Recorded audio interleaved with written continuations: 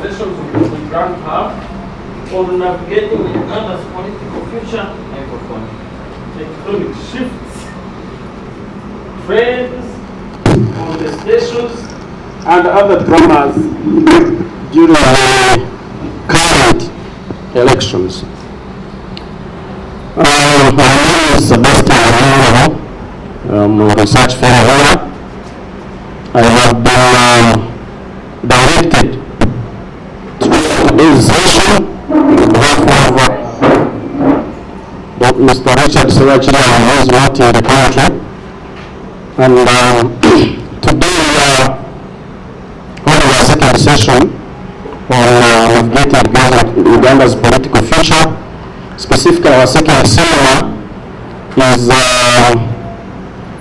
part of the process of building up the momentum and the foundation for working on our book project on sense making in Uganda's 2025-2026 elections. I don't know whether the members in the room who do not know each other or one another, so that we will introduce ourselves. But for the benefit of our presenter, I will request them to introduce themselves so that we can know who is in the room as well as who is online. The meeting is hybrid, so we have both physical and online participation. Again, my name is Sebastian. I'm a research fellow here. Let's have a quick round of introductions so that we can proceed on. Good afternoon, everyone. My name is Nyakwaja Patrick, and I work with IDEA. Good afternoon, everyone. I'm happy to see some of my lecturers here. My name is Amon Natkwasa Tachi. I work for Electoral Commission, and I head the monitoring and evaluation unit of the commission.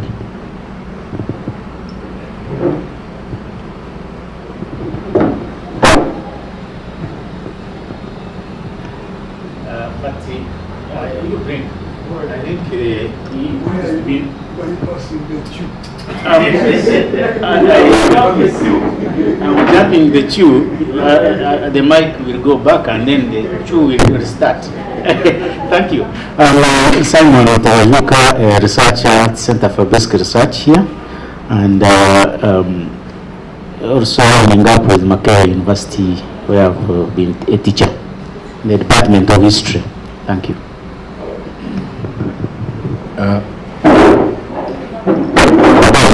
Ladies and gentlemen, my name is Albert Nsubuka. I'm with the African Center for Treatment and Rehabilitation of Torture Victims. I'm Sandana is my name, a researcher at CBR and formerly history at Makerere University, but I'm now history in Makerere. Good afternoon, everyone. David Bagandi is my name. I'm the Research Affiliate Center for Basic Research. Good afternoon, ladies and gentlemen. My name is Yoga Nayore. Once a student here, I'm happy to see most of my lecturers. CBR is my home. Good afternoon, everyone. Marie Solomon Grace is my name. I'm a student of Master of Research and Public Policy, Uganda Christian University.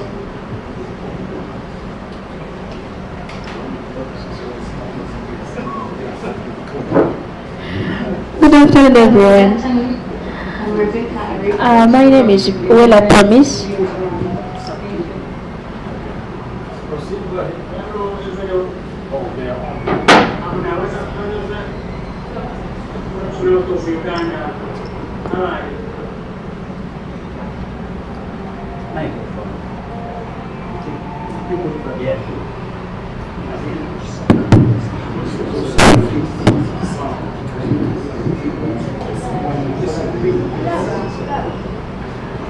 Hello, this is Kahua from Northwestern Region Center for Democracy and Human Rights.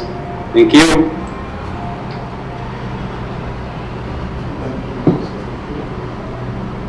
Hello, good afternoon.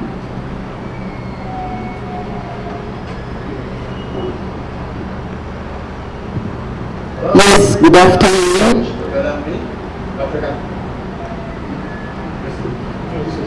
Yeah, I'm Mrs. Manon Sapasco Barata from Ghana University.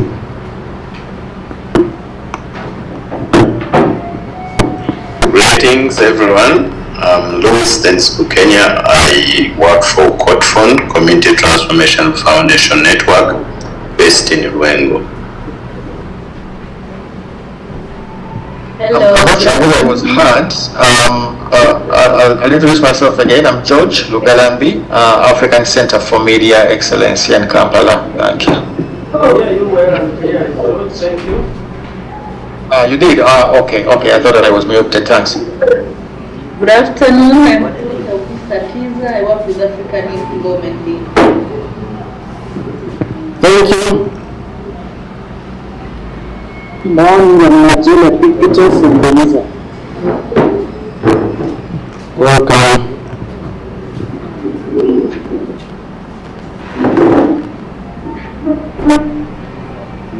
Is that a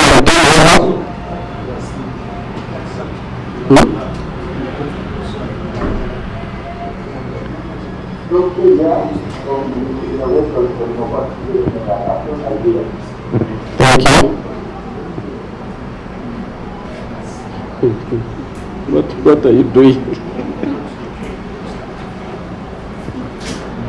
I don't know whether the online team has finished introductions, but I think we can proceed. I work at North Carolina State University, USA. Thank you for joining us on this. A few of them are joining us physically. I think they will introduce themselves along the way. I would like to give a brief background check-in before we can proceed. There was seeking a discussion. We are privileged to have a presentation from the Electoral Commission, taking us through current and ongoing preparations for the 2026 elections. At the beginning I called them current elections because in reality the 2025-26 elections have started. We are waiting for 2026 elections. I think we are waiting for polling day and not the real elections, because the electoral cycle started 7 months back, and both preparatory and operational activities have started. I do believe that political parties have also started their preparations for party primaries, and I hope one of these days we shall have a conversation with the different political parties in this regard. Before I proceed, someone has joined us. I think I should give you an opportunity to introduce yourself, then I can continue. I thank you very much. Good afternoon, everybody. My name is Charles Rwanga. I'm a principal election officer in Electoral Commission. Thank you.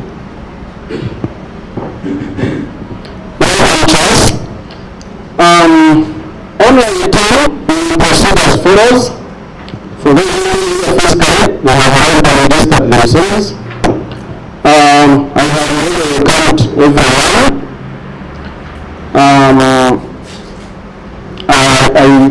I have already introduced the second sense-making seminar of the Elections Book project. These conversations are part of the processes of developing material that we shall use to write our book in the 2026 elections. Previous efforts have been done to write similar books in 2005-2008.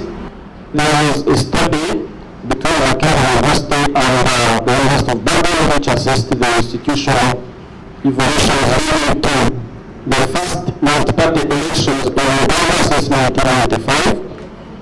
In 2016, there were similar efforts like we are having today that assessed the 2015-2016 elections.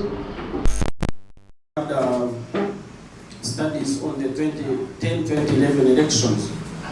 This one is intended to connect those historical efforts at monitoring and assessing developments and institutional changes leading towards elections, and post-relay projections, some bit of scenario building for the future.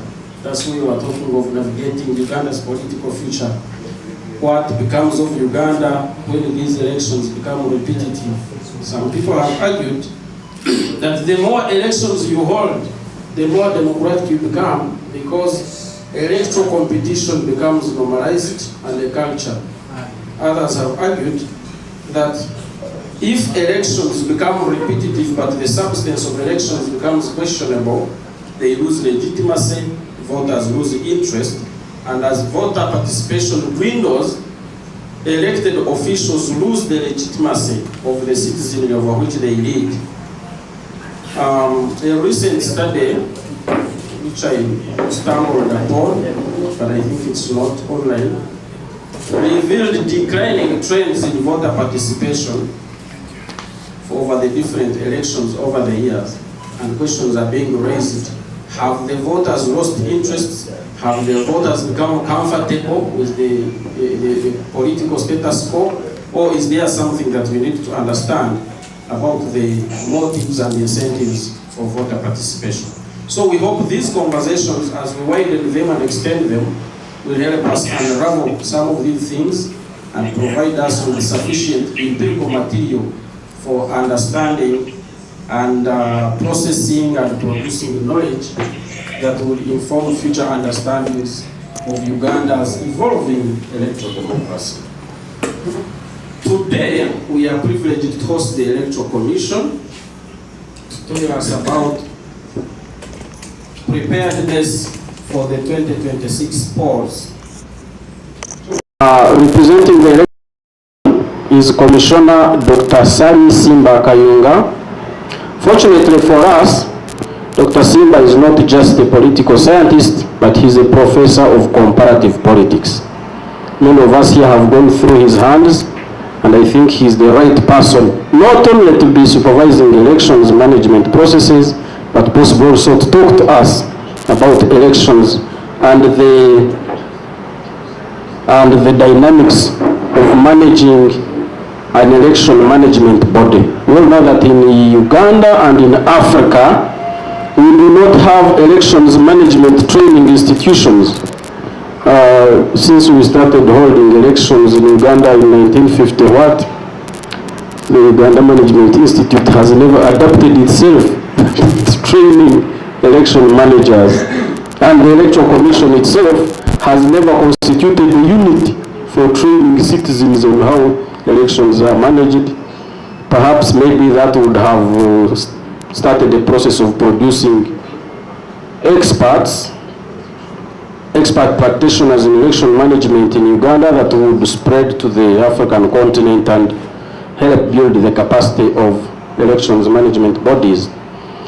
However, we know that we have always learned on the job. Many of the things we learn on the job, and experience is a better teacher than the best of teachers that you can find in any school. So at this juncture, allow me to invite the Electoral Commission to take us through a conversation on preparedness and preparations for the 2026 elections, after which we will have a discussion and conversation, an open discussion and conversation that will inform both our learning from the Electoral Commission, but also the Electoral Commission learning from us and what the rest of the society outside thinks about these election processes. Thank you very much.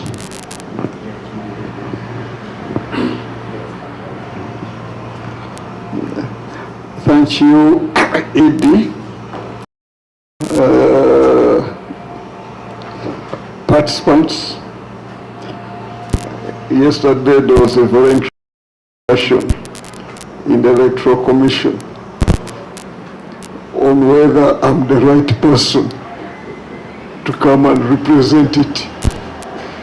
Yeah, because going through the history of Electoral Commission or CBR, I'm part and parcel. I normally call myself 7+1 because the original founders were 7, 8, and I was number 9. I was number 9. So from that time, I've been part and parcel of this institution. Even during the challenging time, I had the honor in 2026 to do a difficult job. When there was something like a crisis, and my colleagues, I don't know why they thought so, that I was the right person to manage the crisis. So I was made acting ED, originally for 6 months. They continued increasing from 6 months to 3 years. I started getting alarmed because it was getting beyond what I had planned. So I've been part of the institution, and currently the discussion is how I continue being part of the institution without necessarily undermining the other responsibilities I've been given. Otherwise, I'm called Sali Simba, Senior Research Fellow, Center for Basic Research. Oh, you have deleted me without allowing me the right to defend myself. Okay. I've also been teaching at Makerere University, Department of Political Science and Public Administration, until at the beginning of this year, when I was informed I'm supposed to join Electoral Commission. So currently I'm one of the 7 commissioners of the Electoral Commission. I would say I'm happy to be back home, and I've always been coming here on a number of times, including on Tuesday I was here, though I could not participate in the proceedings. Otherwise, greetings from Electoral Commission. Greetings from Electoral Commission. Possibly before I even go into the presentation, I would like to introduce people who are here so that you know the nature of organization, and much as some of them may go away, they have some engagement at 4, but some of them have been in Electoral Commission for over 15 years, so they may even be the right people to respond to tough questions. So I will start with Mr. Charles Rwanga.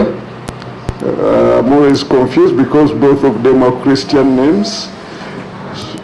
Charles Rwanga is the acting head election management.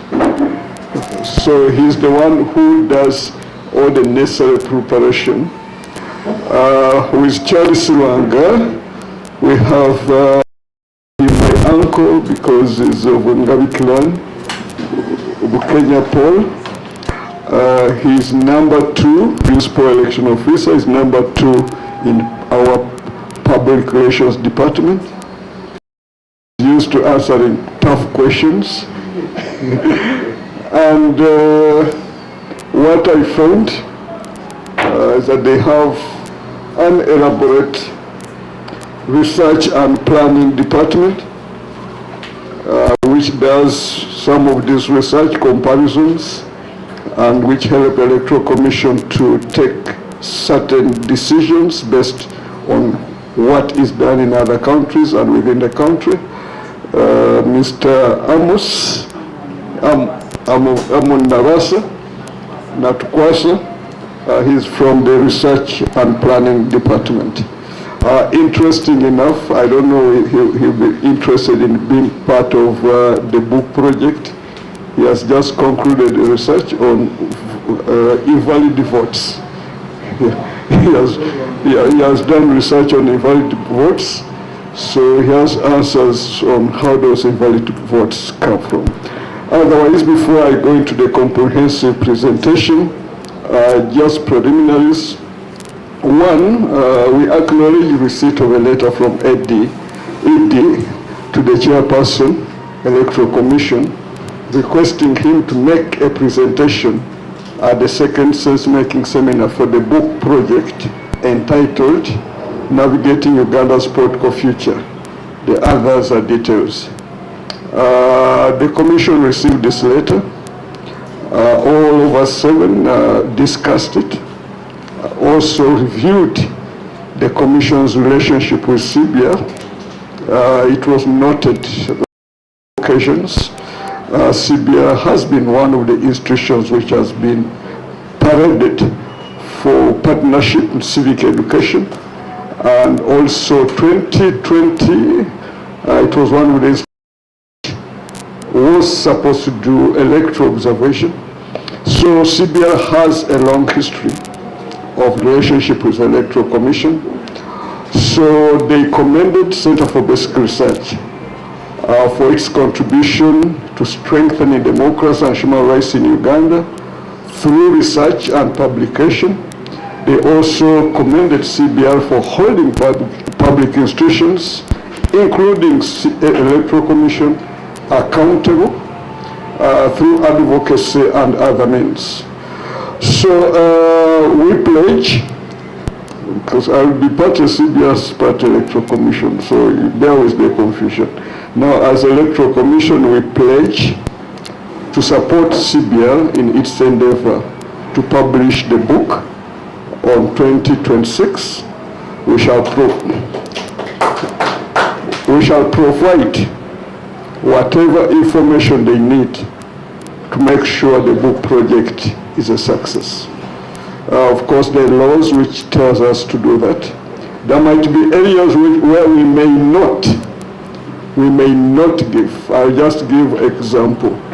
Whereas we acknowledge every election should be secured, and police is the principal institution in ensuring that there is a security during voting. So we only tell police, make sure there is security. So don't come to Electoral Commission and ask who was deployed where. We want your deployment plan. We shall tell you to go to Inspector General of Police. Nevertheless, other forms of information which are needed to ensure that the book is a success will be given to you. And part of what could be done today, I've come to represent the chairperson. But that does not stop the people who will be on the book project to write to Electoral Commission and tell us they want to meet the entire commission.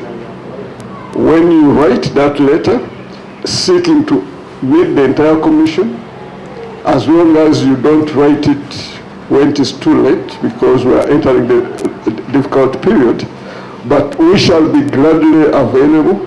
You will be welcome. The only difference at that meeting is that the 6 colleagues will speak. I will declare my conflict of interest and I will not speak. But the other commissioners will be easily available, including the chair and the deputy chair, to have an engagement with all the researchers and provide whatever information you may need. So I'm going to the roadmap and the level of preparedness.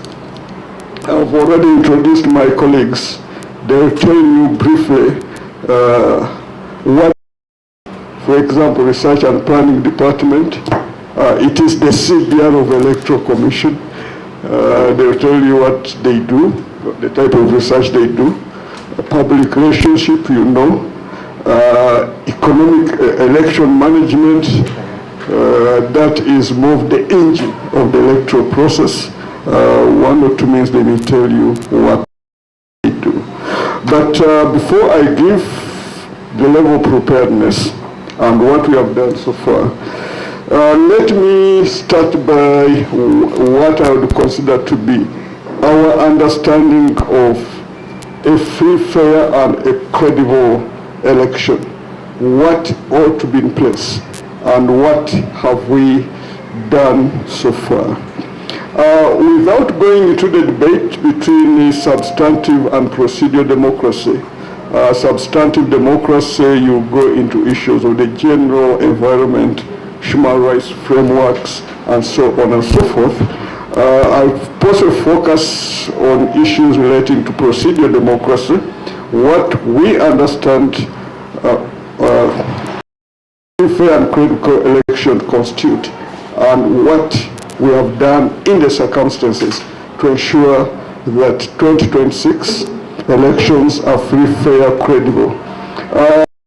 Things from political science perspective, from the demarcation of electoral areas, we believe electoral areas which should constitute the basis for people getting represented should be made in such a way that everybody feels he or she has an opportunity either to stand for elections or to vote. So this goes hand in hand with demarcation of constitutions. In democracy, this has always been a tricky area where we have history of people creating more electoral areas where they have support and less electoral areas where they don't have support. So it has been an issue in electoral politics. So the starting point is where are people going to stand for elections, and how have these institutions been created? Have we followed the basic principles which satisfy everybody? The second one is voter register. In most democracies, that is the fundamental, one of the fundamental things. Elections should ensure that every person who is eligible to vote should have an opportunity to vote. So you must make sure that you create a register which is 100% correct. From academia, I joked with the Rengabo the other day that when I used to give 90%, that would be an excellent student. Here at the Electoral Commission, we have been told with the register, there's nothing like 99.9%. If you have 99.9%, you have failed. So you must have a register which is 100% correct. So we shall discuss on what we are doing in that area. Of course, apart from ensuring that you have a register which is 100% correct, there is this principle of inclusiveness, principle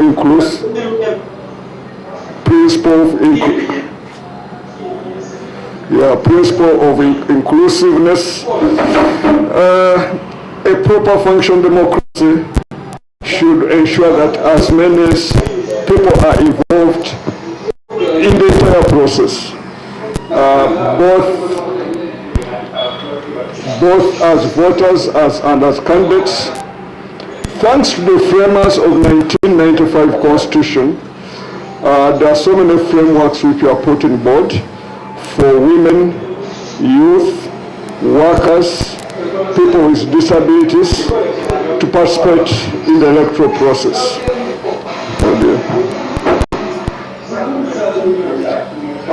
Apart from principle of inclusiveness,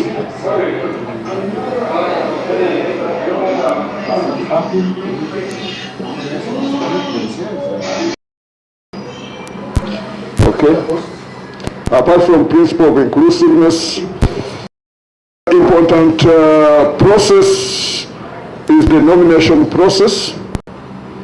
Nomination process basically to ensure that whoever wishes to stand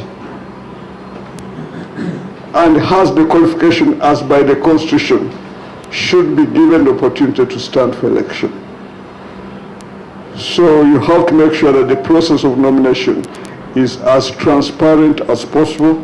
Nobody who has interest and who has not the interest and what it requires to stand should be excluded from the process of nomination. The next important process is the campaigning process. Campaigning process, after people have been nominated, we believe they should be given equal opportunity to reach out to their voters. They should be given equal opportunity to reach out to their voters. In terms of campaign, there shouldn't be sort of harassment of one kind or another. Unfortunately, there is what we call politics of crowds during the campaign process, with the candidates and parties trying to display who has a bigger crowd than the other. And in the process, a few things may go wrong. Otherwise, we believe for any election to be credible, the campaign process should be smooth, and whoever is supposed to meet his or her voters should have equal opportunity and chances. We also believe that on voting day, people should vote in a secure environment. The voting process should be free from any form of intimidation. Whoever wants to cast his or her vote should have the opportunity to do so.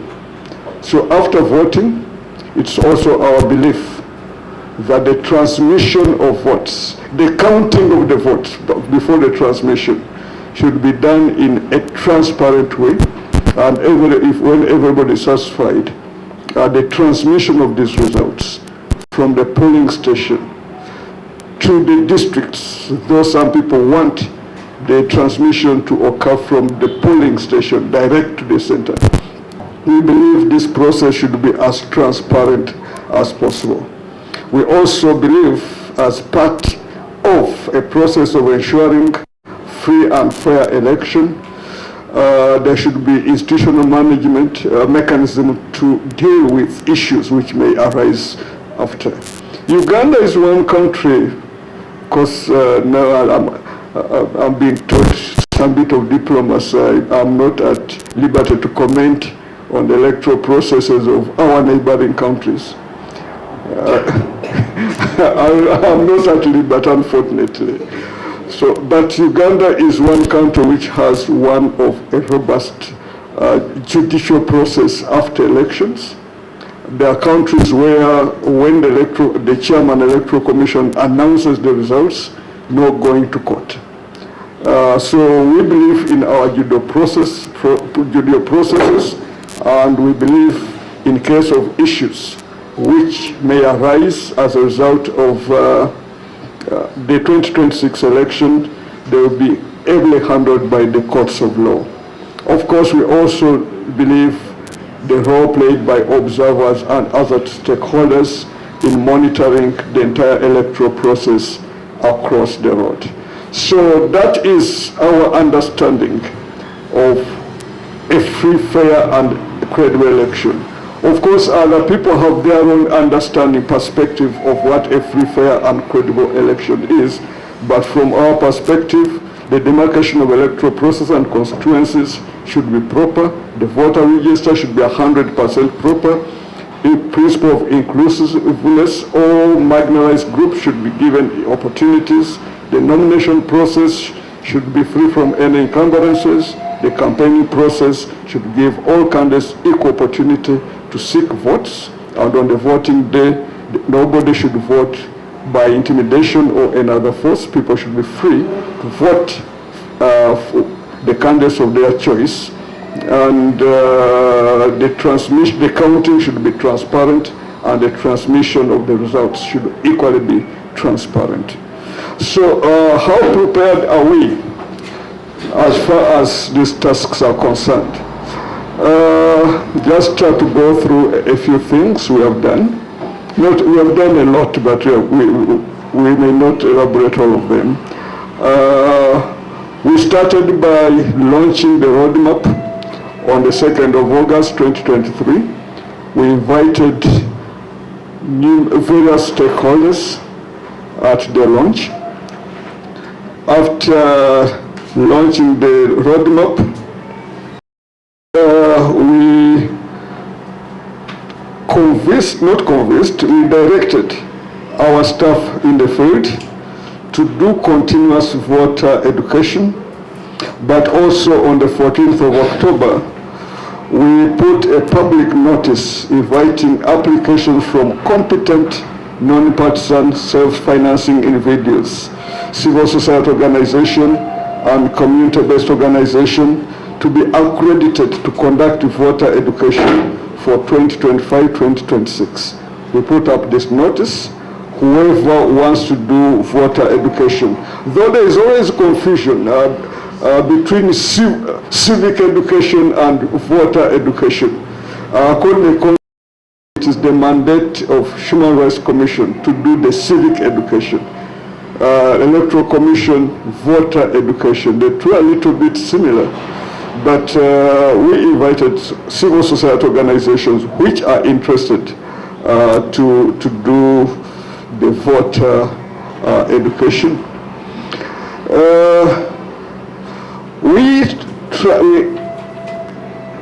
In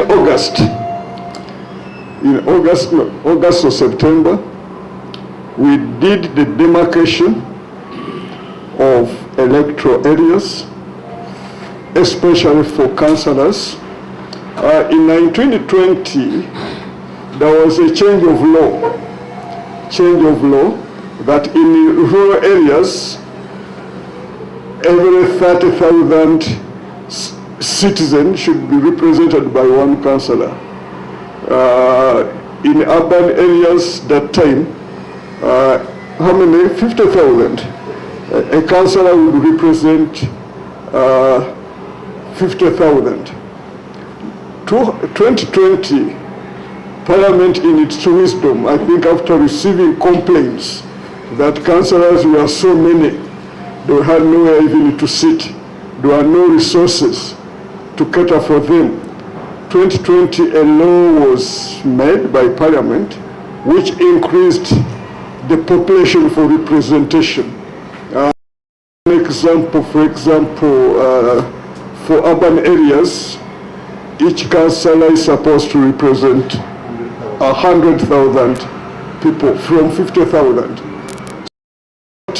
The demarcation area was supposed to take into consideration that law, which increased the size of representation.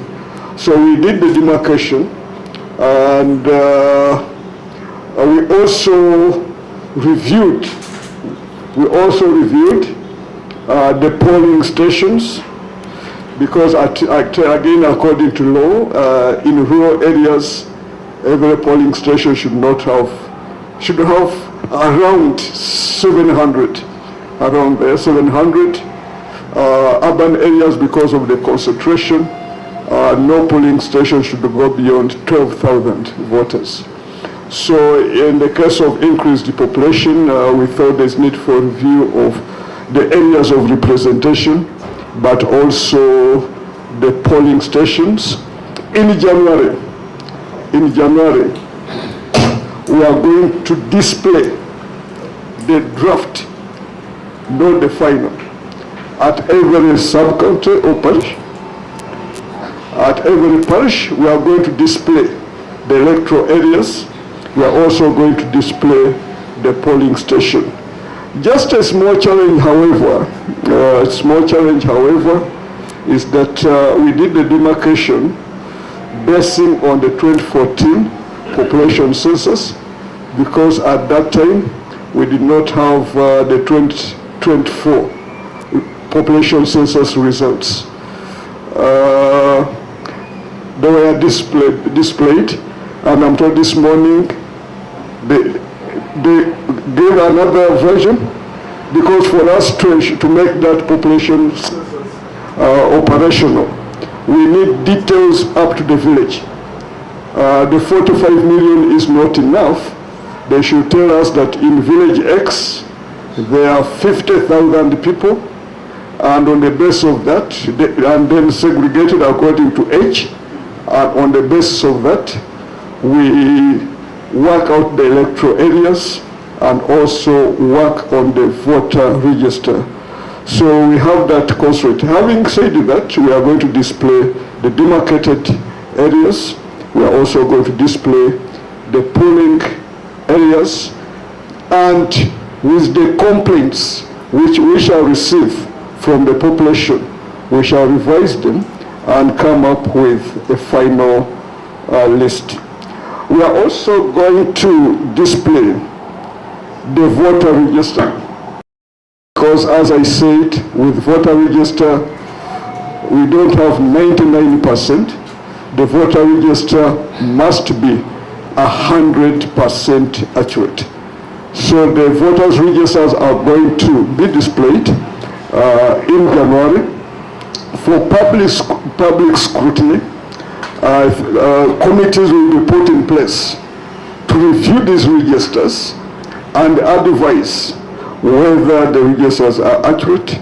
If there are people who are not supposed to be on the list, we shall be advised, and then with their advice, we shall come up with what we believe is the accurate register. Then, of course, identification and mapping of PWUs. We have also been undertaking an exercise of marking PWUs. Probably, if I'm not mistaken,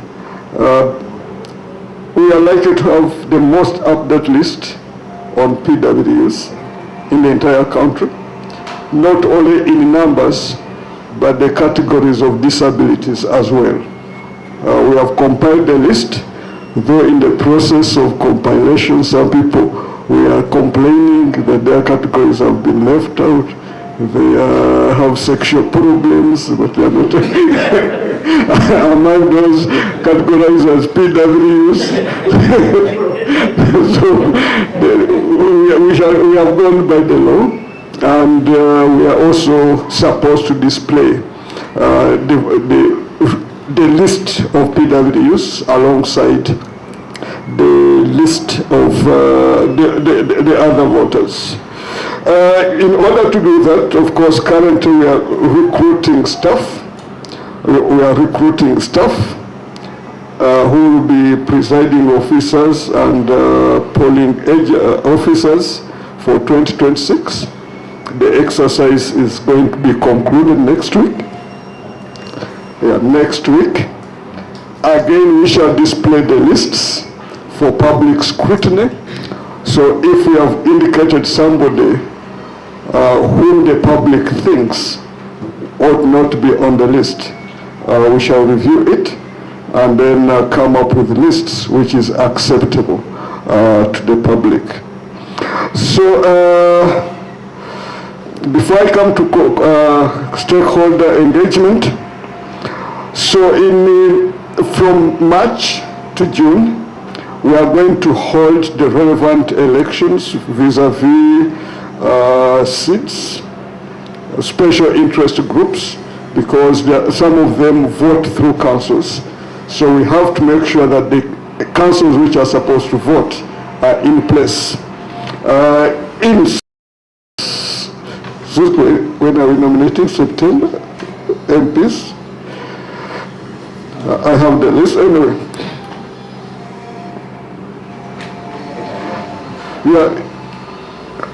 In July, we expect all public servants who are interested in being nominated to render resignation. Around August or so, we shall nominate candidates for members of parliament. In October, we shall nominate presidential candidates. Around 2nd or 3rd October. Thereafter, campaigns will begin, and around the 1st or 2nd week of February, we shall conduct the national parliamentary presidential and some local government elections. Then soon after those elections, we shall go into what CBR started with, LC1 elections. The current LCs, if I'm not mistaken, their term are going to be extended to 2026. I think the law allows that, but soon after, we are going to conduct LC1 elections. So that's the roadmap, and that's partly what we have done as Electoral Commission. Of course, on the way, we are the few challenges here and there. Some stakeholders insist that 2026 election, we should go electronic. They have their own reason why they think we should go electronic.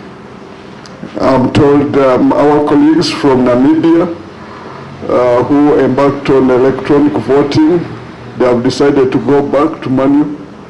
But there is a commission in Namibia, Professor Varia's colleague, Obi, who is in Namibia, is going to bring a report for us from Namibia to draw lessons. So that's, of course, in terms of challenges, if we have to go electronic, it means that we have to buy all the necessary technology to ensure that by that time we are 100% ready. And it's not a very bad idea. It's an interesting idea. It helped us in Kisoro. When we were in Kisoro, I oversaw Bufumbia North, and I think some of our staff had been compromised. One was ordered to release ballot papers, and they did the ticking, stuffed the ballot box. We were alerted. We had our staff arrested. I hope he will be prosecuted. And we just used the machine to get out the wrong ballot papers, because the machine records the serial number of every ballot, every valid ballot paper. So when this person put 160 votes, when in actual sense only 57 people had voted, it was very easy for us to sort it out, and I hope the police is going to handle that. So that is challenge number one. Challenge number two, of course, as I said, by January, the electoral areas should be ready, the voter register should be ready, but we are still trying to make sense of the results of UGANDA'S, because they have very serious implications on how you demarcate areas. Because as I said, according to law, rural areas, 30,000 have to be represented by one councillor, and in urban areas, 100,000 have to be represented by one councillor. So if those numbers are not accurate, it may cause some slight problems.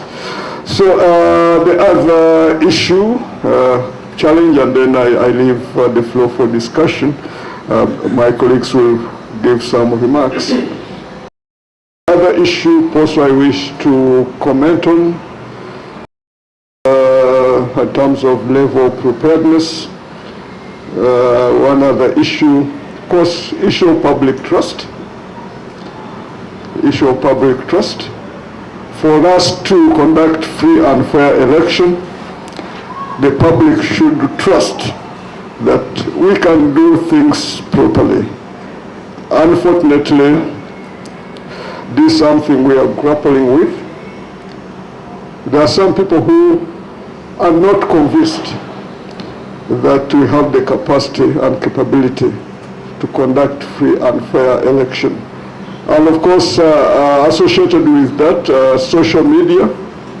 As we draw nearer to elections, good enough we have very strong stuff, but as we draw near to elections, we are likely to have a lot of bashing, a lot of misinformation. Just drawing from Kisoro again, it is on Mukutu, a former minister, a member of Central Executive Committee, who was on social media claiming Catholics and Protestants are killing one another in Kisoro, that they have got bangers and they cannot allow anybody to walk. I said, wait a minute, I was in Bufumbira. In fact, in Bufumbira North, most of the voting was in around churches, majority of which were Catholic, whatever. When it started raining, people shifted into the cathedrals. Only that I told them, before you go inside the cathedral, the priest should give you permission. People voted. In Catholic cathedrals, a Protestant candidate won, and people were happy. So the electoral commission, we have done us. So when a senior government official goes on Mukutu, claiming the Protestants and Catholics are cutting one another in Kisoro. So that's the misinformation. And we are likely to have as much as that as we draw nearer to elections. And of course the other one, another video which came up at 6 in the morning. The video was very clear, it was daylight, and indicating ballot stuffing in Kisoro. And when you scrutinize the video, a very flat area, say, how can you take a video in Kisoro without a sign of a hill or a mountain? So it's quite a flat area. And with that scuffle, the language being spoken, there was no Ruchiga, no Nyarwanda, no Rufumbira. So how can you have a scuffle about stuff in Kisoro and you don't hear even a single person speaking Rufumbira in a flat area? And it came out at 6 in the morning, showing daylight. So in short, we are likely to have those issues, social media, being used properly or not properly, but we shall try to handle that. Last year, of course, normally says, the challenges we expect: one, commercialization of elections. Elections have become extremely expensive. On average, 2020 election, I'm told you needed 500 million. Now, on average, around 1 billion. 1 billion. So, and unfortunately, to bribe voters is illegal, but unfortunately, 90% of that bribery takes place before people are candidates. So if somebody is in the village now, greeting the people, what do? You don't have candidates yet, but money is being spent. Money is being spent. So we have that challenge. The commercialization distorts electoral outcomes. Possibly, just I had forgotten, there are some laws, electoral reforms, which need to be enacted before certain things are done. And 2016, I think I was telling Paul that CBI is guilty as accused, because in that book, Controlling Consent, there was a chapter on the right of prisoners and right of people in the diaspora to vote. And the courts pronounced themselves on that. In fact, they ordered, it was a court order that prisoners and people in the diaspora should vote. Unfortunately, the existing laws, especially for prisoners, we are not supposed to conduct elections in security installations. So we cannot have voting in a barracks, we can't have voting in a prison, and you cannot risk getting the prisoners out to come and vote briefly. then they go back. So around Luzira, if there are, say, 70,000 or 14,000, you have to create 20 polling stations outside. So there is need for law possible to be enacted so that there is that exception allowing us to conduct the elections, at least within the prisons. Current procedures does not allow that. With the diaspora, I think there is also a complication in the law. Somebody votes, the place designated as a place to vote, area of birth, and area of residence. So the law restricts us. So there is need, since it was a court order, we hope those responsible will ensure that these laws are reformed as quickly enough so that these categories are allowed to vote. For the time being, I think that's what I can present. Later on, I'll give the executive director the entire roadmap indicating the details of what we are supposed to do and at what time. It's a public document. We are not going to put it in our drawers. It's a public document. So that when we skip a date and say on 1st March, you are supposed to have done ABCD, we have not seen you do that. Yeah, you can hold us accountable. Okay. Okay, thank you very much. So far, so that's what I can say. And as I said, after you have constituted a team, feel free to write to the Chairman Electoral Commission so that the entire research team can come to the Electoral Commission, meet all the commissioners, and raise whatever issues they want to raise. They will get the answers. Thank you very much. So, but before I end, I think let me give, if you can allow, my staff, our staff, because they are more experienced than I am. I'm 9 months there, they are 20 years there, so they are more experienced. Who starts? Paul?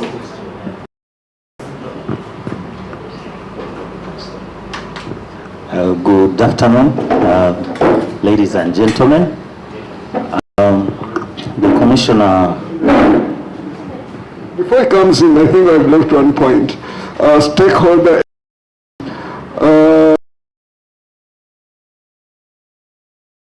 of meeting any Ugandan who wants to meet us. All stakeholders. There are two categories. Those writing, wanting to come to Electoral Commission. We decided that apart from the other things we're supposed to do, every week we meet at least 2 or 3. And then there are others we are going to write, and then we meet. So we are as that serious of meeting as many people as possible. So anybody, even if you are not part of Center for Basic Research, feel free to come to Electoral Commission. We have an interaction. Give us advice on how you think we should conduct elections for the benefit of you, all Ugandans. Thank you. And thank you, Commissioner, for the presentation, which has covered quite a broad range of issues. My name is Kenya Paul. I work with the Electoral Commission as a Principal Public Relations Officer. I will just add, I think, one item on what we are doing. The first item I would like to talk on is, in terms of readiness, is the commencement of procurement of goods and services. 2025-2026 general election. Some procurements are detailed, they are very elaborate, there is technology, there are big procurements for which the laws require longer timelines. So one of the things that has been happening has been benchmarking to see the developments, the trends, and obtain specifications So the entire roadmap, as the chairperson or the commissioner is going to share it, has been studied, and for each and every item, we have drawn specifications. And this is done in advance in order to satisfy the requirements of the PPDA Act, as well as the business community that provides goods and services. So, and that is very, very important, because during elections we spend a lot of money, and we have to spend it in a manner that is accountable and complies with the laws of Uganda. So that is something that has been also progressive, has been done progressively from the year 2023 and continues up to polling day. This also helps us to absorb the budget, but also to use a budget in a phased manner, because we are funded in 3 financial years, given that government cannot fund elections in 1 financial year anyway, and because also the processes start in early. So that is a very key activity that involves stakeholders nationally here and internationally. Then I think the other one is capacity development. Internally, building the capacity of staff to manage the electoral process, observing trends and identifying challenges. What was challenging in the last election? What are the developments in terms of technology and other areas of administration of elections? So we've been undertaking capacity development and also carrying out election observation missions and benchmarking visits. All that is designed to build our capacity to ensure that we can organize and conduct a credible exercise. Maybe now the other issues could be in the area of challenges, where the commissioner has mentioned some challenges, but we see before us challenges in certain areas, and I'll add on to them. Of course, being from media and public relations, there is misinformation, the increased use of social media for communication, and the issues around social media, including regulation, issues around regulation of media use, given the experiences in the previous elections, and the challenges across Africa when it comes to elections and media regulations. There is, of course, now the use of artificial intelligence, where we've been put on notice by our fellow management bodies that is going to be very, very key. And so we are keeping our eyes open and also trying to develop capacity in those areas, but also to see how others are managing that, and also working with the technology giants, the firms, to address issues of misinformation. There is internal party organizations, which is a very, very critical issue. When we issued the roadmap, we alerted political parties to immediately start on organizing internally. And we've seen that by the time of nominations, that's when we see so many issues emerging from political parties. And now unresolved issues in political parties become our challenges and actually problems, because they translate into even potential violence in the election, in a nomination. So I think one area that is challenging, where we all need to work together, is working to ensure that parties build capacity to resolve issues and present candidates for nomination when they have resolved issues. Also to address the issue of independent candidates. Gender issues. In the last election, we obtained reports on presentation of female candidates, and as candidates at all levels, how they fare in elections. So we want to undertake, we know this as an area that remains challenging, how women participation in elections is viewed and perceived, and how they are presented in media, but also generally as candidates. And so it is one of the issues that needs to be looked at and addressed to ensure that there is respect and support, and women candidates participate in elections in a free and fair manner. I think those are the 3, probably 4 areas that relate to challenges that I wanted to supplement to what the Commission. And with that, I think I can pass on the mic to my colleague. Thank you, Paul. Once again, my name is Charles Wanga from Election Management. One of the areas that in election management is the management of administrative units, because elections are based on administrative units, the polling stations are based on administrative units, the voters are also based on administrative units. So the Commission in 2022 undertook a country-wide exercise to clean up, to ensure that we have a credible and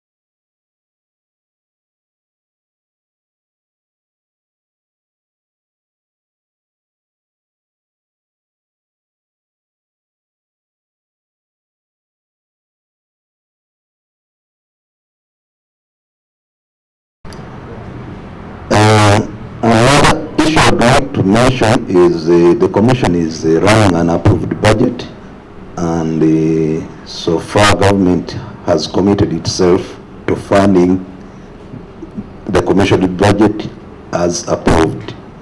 And if that is done, then I think we shall be on course to deliver the general elections of 2026. Briefly, I would like to talk about the UGANDA'S and census results, because this affects us in demarcation of local government council electorate areas. During the last general elections, we used census figures of 2014. However, along the way in 2020, Section 108 of the Local Governments Act was amended by way of increasing the population quotas as mentioned by the Commissioner. And when we did the demarcation of local government electorate areas this time around in preparation for the next general elections, we used the same population census figures of 2014, whereas the quotas had been increased. It was like reducing the council sizes countrywide. And this action, some of the political leaders are like saying they are being retrenched. They are losing jobs. And these are the complaints which the Commission is receiving are mainly around that. And you remember one of those attempted to release the population results. The feedback that was got from the public led to UGANDA'S to withdraw the report, and now we are told they are reviewing, because the Commission had written to them that he wanted the data. However, written back, but informally they are saying that they are reviewing. So with the Commission demarcate parliamentary constituencies, and the federal government had to use the old population figures. I think that is what I had to say. Thank you.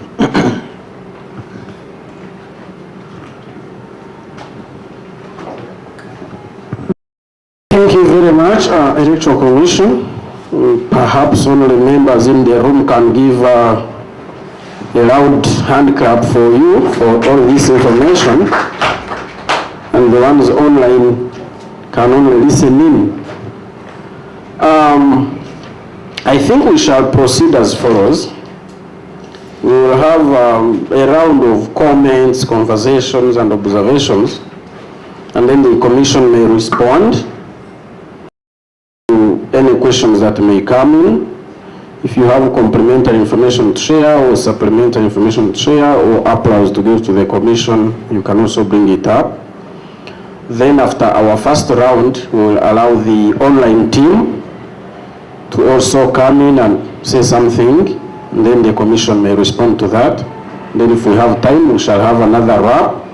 We could have longer wraps after the break. For now, let me allow us to have a first round of comments and observations, and then the commission can respond. My observations will come after the first round of responses. Thank you.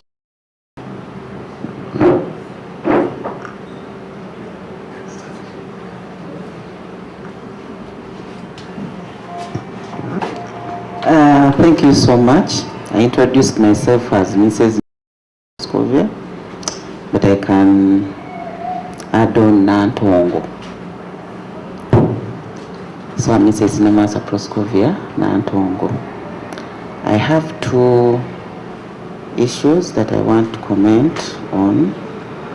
The first one is a question.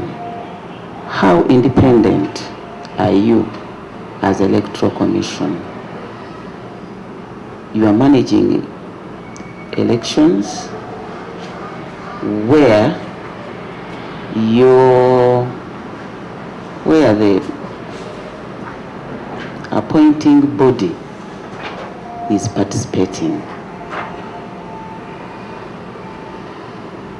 So how independent are you? And how safe would you be if results read the contrary to what is expected of you by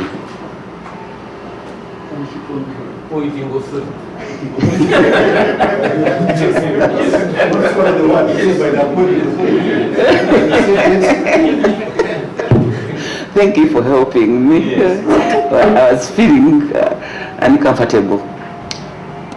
What would you do? Secondly, you've talked of sharing the roadmap, the electoral roadmap with us. What about the strategic plan? Because I'm seeing a copy. I don't know whether we can also have a copy of that.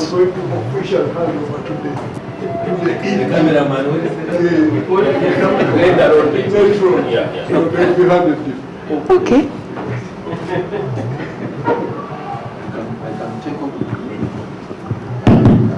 Thank you very much, Commissioner Simba.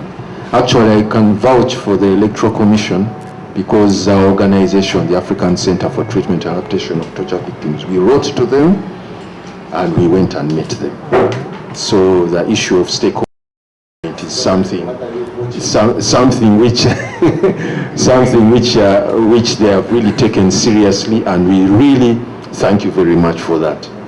Now, my questions is around the electoral reforms. Are they still going to be made?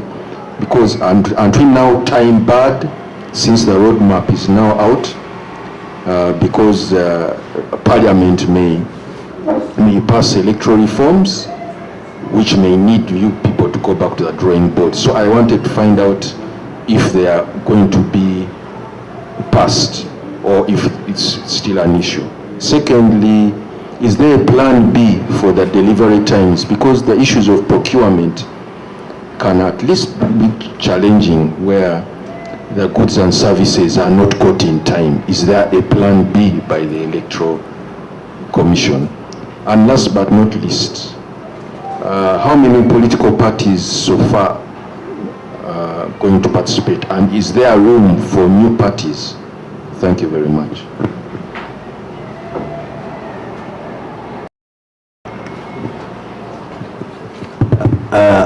A very good afternoon, colleagues, and thank you, Presenter Dr. Simba. I've read a lot of your work.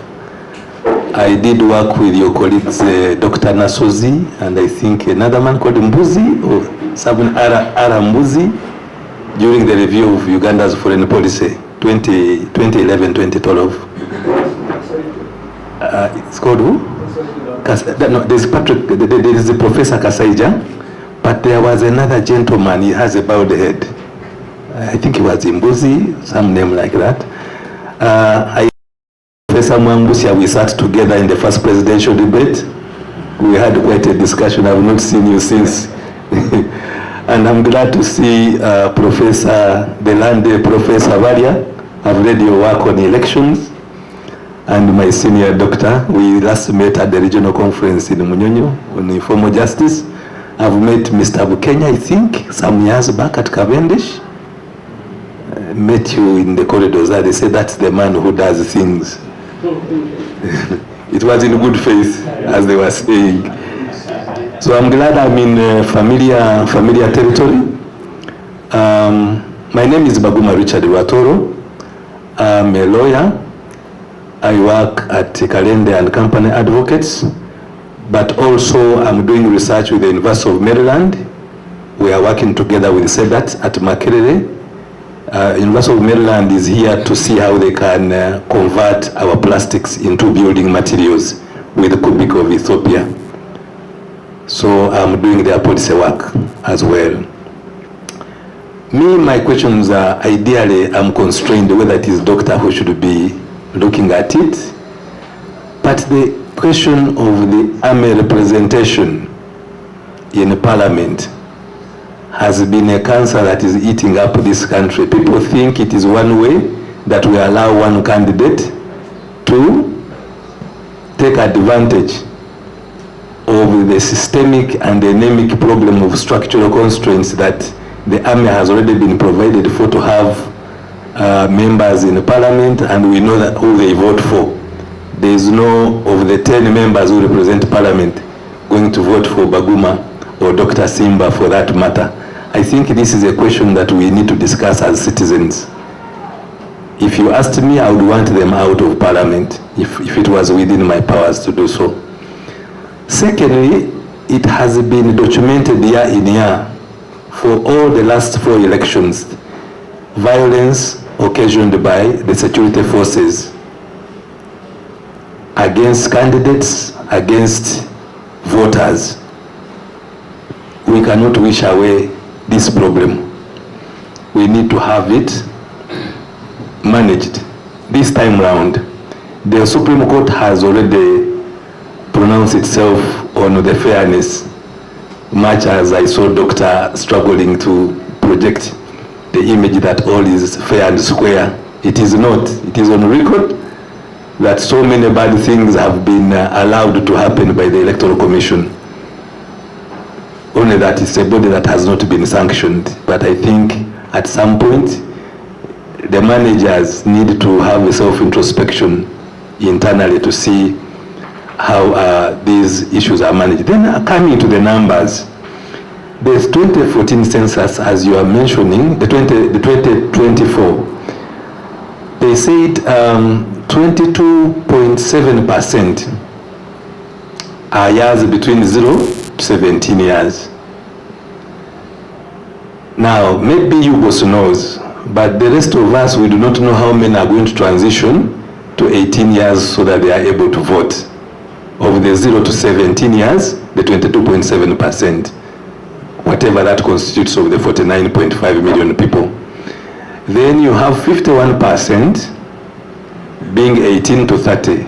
That is okay with the other categories, the Bagumas and others who are entering the 50s. I'm wondering, there's this number that has been played out that we have about 24 million voters. Is that true? I've been reading people throwing numbers around. So I'm struggling to see if that is the statistics whether we can raise the 24 million voters. That is basically my question for now. I'll return with others.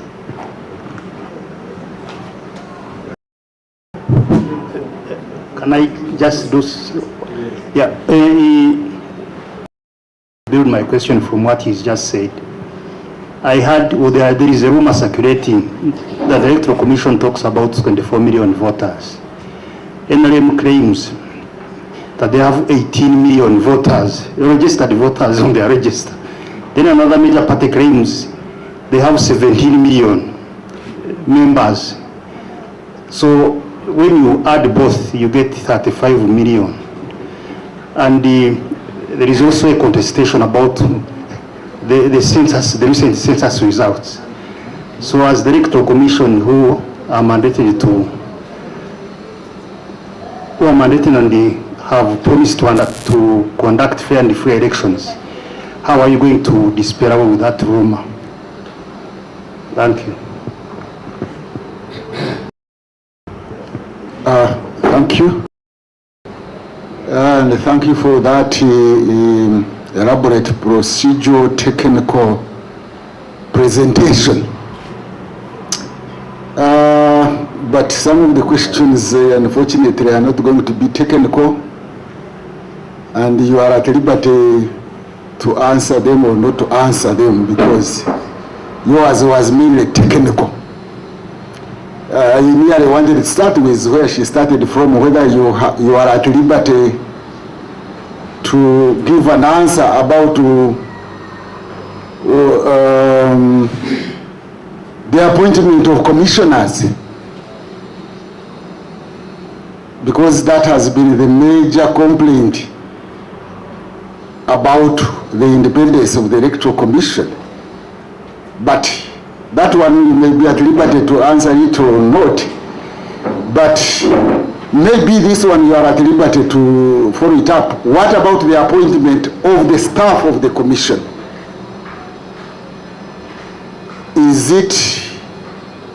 Are the posts normally advertised, like, or we just wake up and hear so and so is now the communications director of the Electoral Commission? Or how are they appointed? But not only the full-time staff, but what about the other polling officials who are not full-time staff?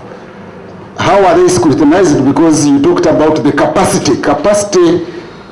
We from the education side, we know the capacity can be the knowledge, capacity can be the skills, but capacity can also be the values, the integrity, the norms that the person so appointed holds. Now, related to that, I have had a colleague from somewhere, I think the gentleman there, I've forgotten the name. Yes, that's one about the electoral areas, the gerrymandering or not. You have made an interesting statement. That we pray, we pray that they don't increase.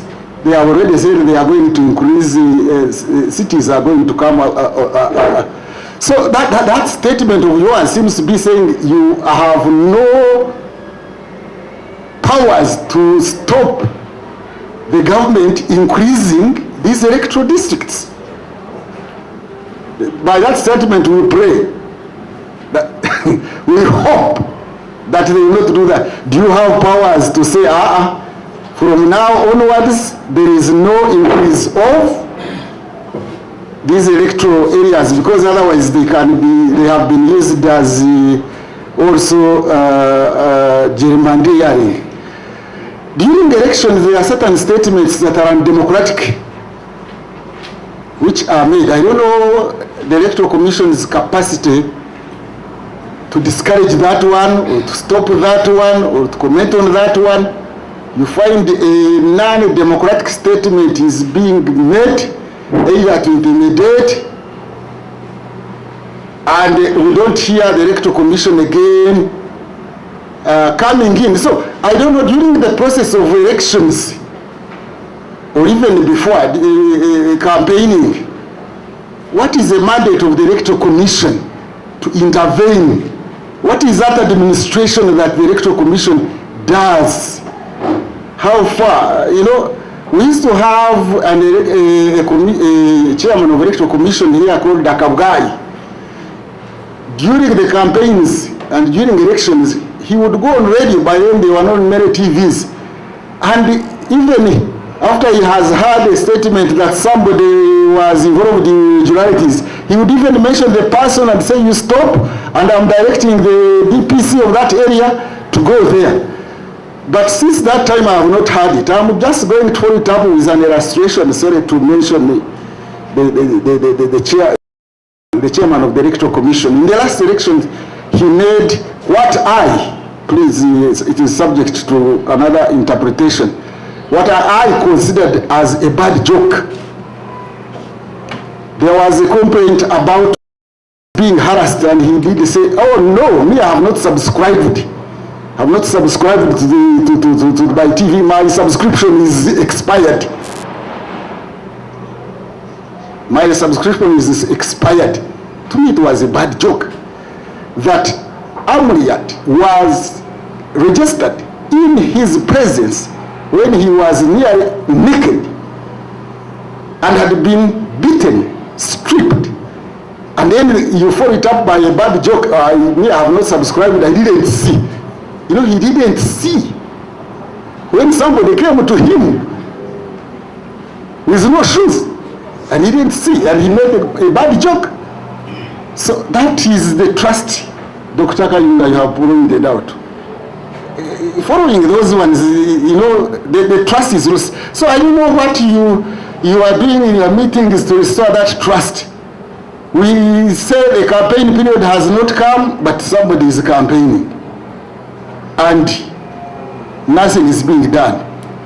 There was an election, I think it was Sirika Suja chairman. There were people who were arrested and beaten and tear gassed somewhere, I think in Nigeria or something like that, for having campaigned before the time had been announced. But another candidate was in Kororo campaigning openly near the Electoral Commission. By then it was still here.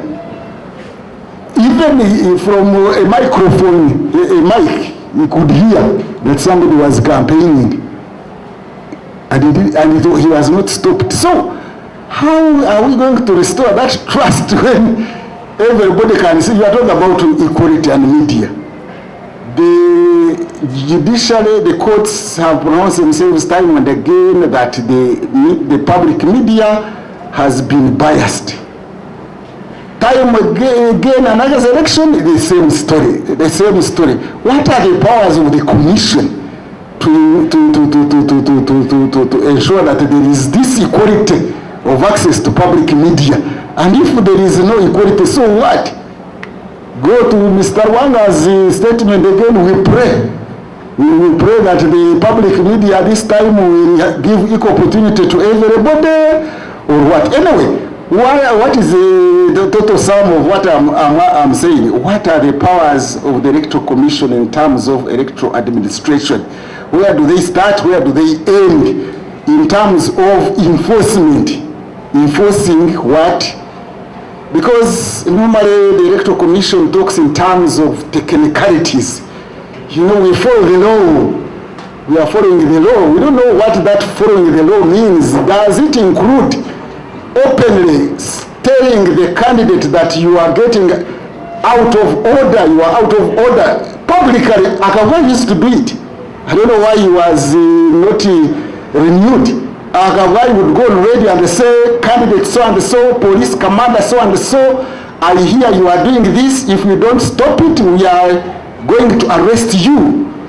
But these days we hear technicalities. You know, that is not our area. That's not our mandate. The laws will take their course. Our law says this and that. So how do we restore the trust then? If the administration, part of administration, is not enforcing the laws and regulations, because you issue regulations, don't you? You issue regulations and they should be followed by everybody. So I'm glad you made such a statement, like we have inclusiveness, we want equality, and the general population wants to see that. If they see that, I think they will not fail to have trust in the Electoral Commission. They still fail to have trust. Can I answer that? We can, because I'm losing track briefly, and then we can have a second round. As I said, I came with a technical team to handle the difficult questions. But let me try, and for me I handle the easy ones. But let me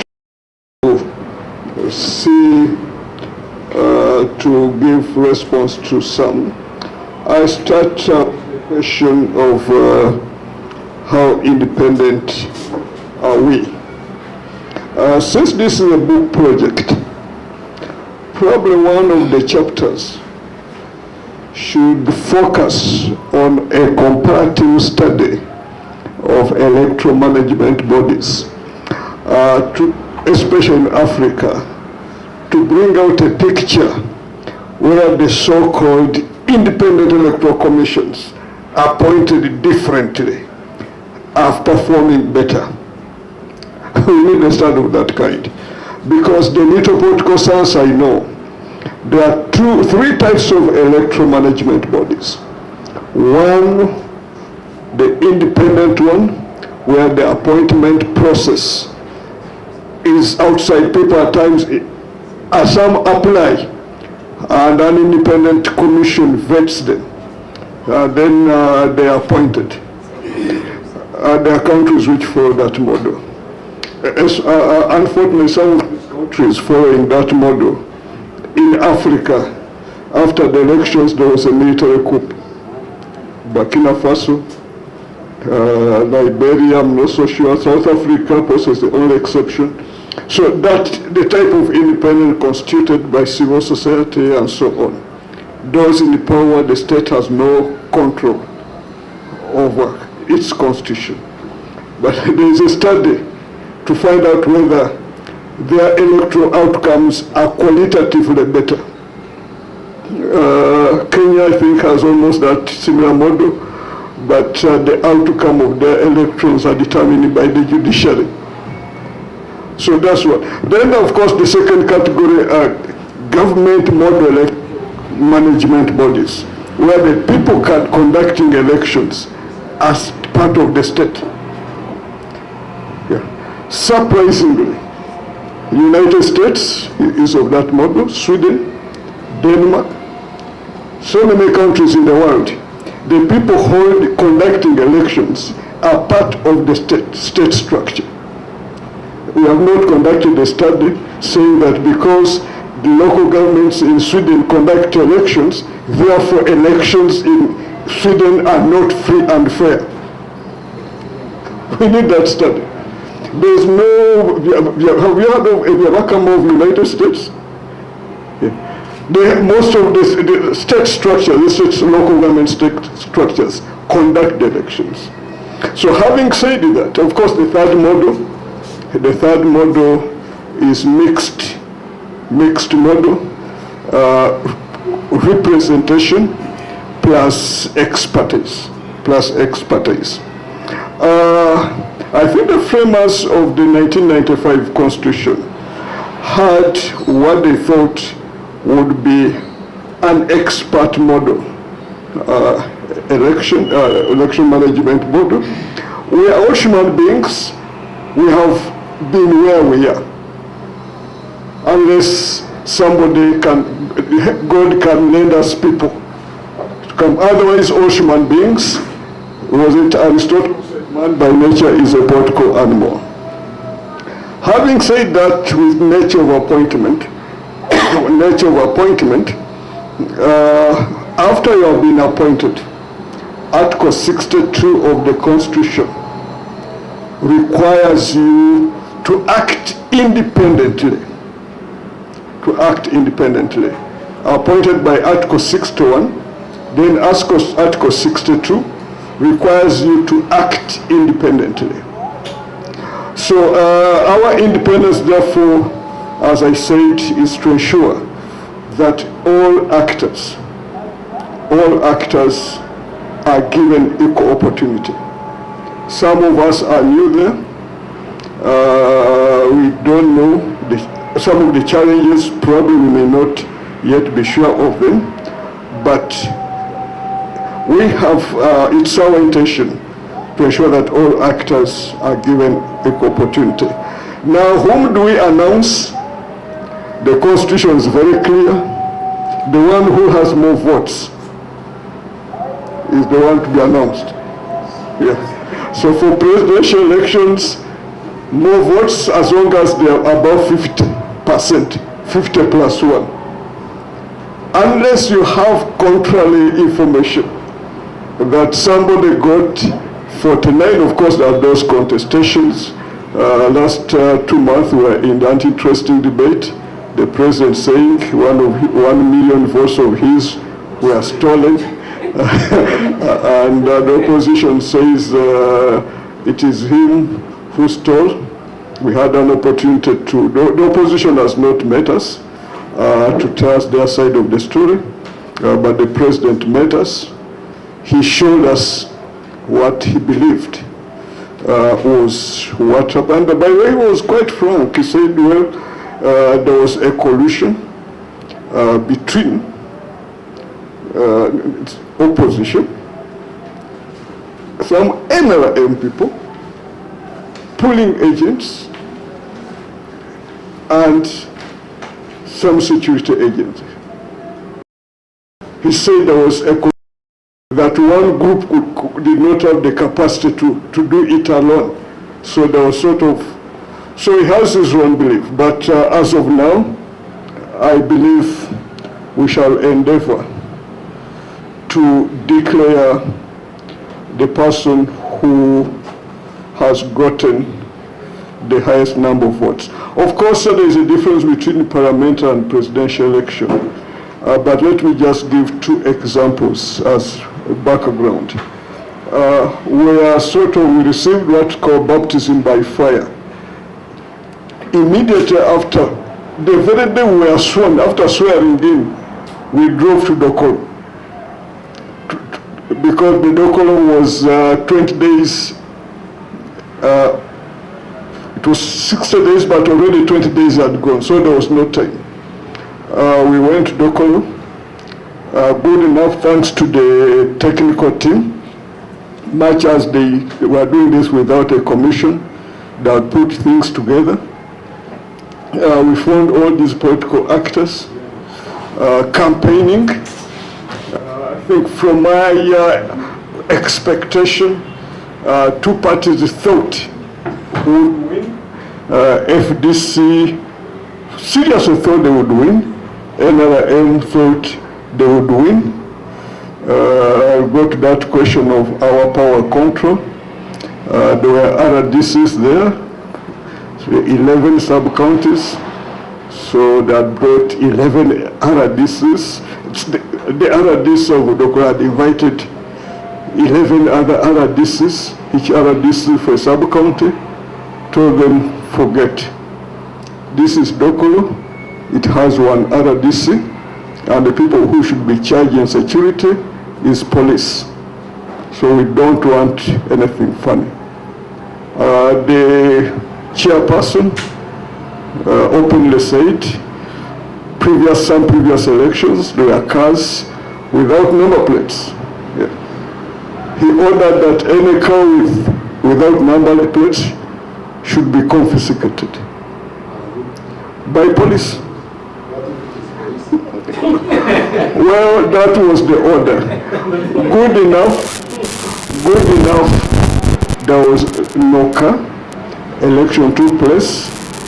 From nowhere, UPC won. From UPC won. One of the parties gave us a petition wanting us to stop declaring the winner. We said, you have not given the grounds on the basis of which we should not declare the winner. We had a complaints desk, no complaint had been lodged. We declared UPC as the winner. Going back, the recent one, of course, we are learning. Of course, as I said, now, presidential elections may be different. Going to Kisoro, 4 days to elections, we got a complaint. This party answers whether we have some levels of autonomy to do things differently.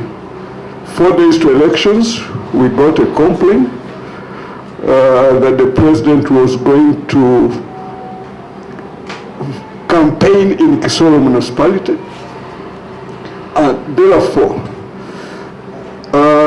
rallies for candidates, other candidates in Kisoro municipality are banned. Who gave that order? RDC.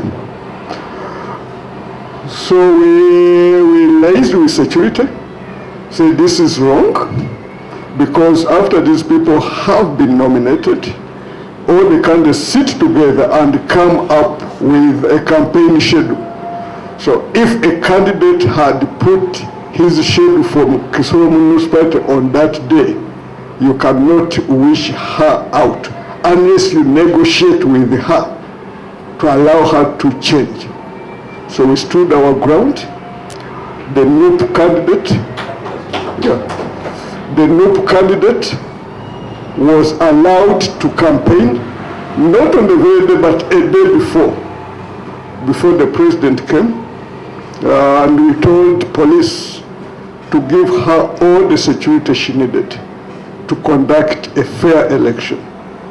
We only requested that to avoid Arua, after they have campaigned on that day, let them retreat to Kabale, so that there is no, unfortunately, even when the day the president was there to campaign for his candidate, NUP again went, and they made a procession alongside the military vehicles. Still, we got information. We told the military, concentrate on protecting your principle, don't harass anybody. So that happened. When we went on the day, rumors had circulated that, in fact, not rumors, people are saying whether the NRM candidate is voted for or not should be declared the winner. Yeah. So that was the rumor, whether she wins or not, she'll be declared the winner. Unfortunately, of course, even with due respect, the guide I was given to take me around the entire Bufumira North kept convincingly that there's no way the NRM candidate would not win. He said, why do you think so? Unfortunately, partly because it was a district election, we overwhelmed the potential cheats with the high levels of organization, and it was practically difficult to cheat. We declared the person who got the largest number of votes, in spite of the pressures. So the last two elections I've participated, they may be micro, but we have stood our ground and declared the person with the highest number of votes. Yeah. So come next election, we shall see how to handle that. But in principle, that is what ought to be. So on the independence, true, that's how we are elected. But Article 62 is very clear. Once you are appointed a commissioner, once you are vetted by Parliament, and some of us are even lucky or unlucky that when we went into vetting, all the members of appointments were 100%, that's including opposition, voted for us. So we have an obligation to Ugandans to act independently. So, but as I said, just look at various modes of elections. And in Uganda, with due respect, there was a model, possibly that's why Professor Mambusha keeps referring to Akabwai. There was a model which was so representative, with Kitariko as Secretary General of DP as part of the commission. There were UPCs there. Were the electoral outcomes different? They're not different. It was highly representative. UPC was represented. DP, the Secretary General himself, who was there. But I'm not so sure whether the electoral outcomes were different from what you people think. Anyway, that's an issue of independence. We are governed by Article 62, and all our staff in the manual are not supposed to be members of any political party committee, including these ones we are recruiting. If we discover that you have been elected, chosen as electoral officer, a presiding officer, but you are also a member of NRM at gross electoral group, we shall remove you. I think that's what we are doing. We shall remove you. So that's one. Electoral reforms. Unfortunately, there are reforms which are needed urgently. Like the one I've said on the right of prisoners and the right of people in the diaspora. So those ones need specific legislations. Unfortunately, when people now talk of reform, they bring all issues which complicate electoral reform. They bring in issues of changing from first past post to proportional representation, hundreds of issues which cannot be handled at a go. You look at what my line minister is proposing, what Mpuga is proposing, to go through all those reforms.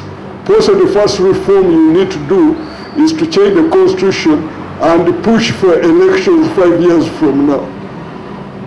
Otherwise, if the elections are, in fact, nominations are not even, because in March we are starting with the seats, less than 4 months. So we have 4 months to start with the special interest groups. So with all these comprehensive reforms, some of them are necessary, but it is too late. It is too late. Nevertheless, having said that, we need a reform within the law to allow us to conduct elections within prisons. The existing law does not allow us. We need reforms in the law to allow us to conduct elections at embassies.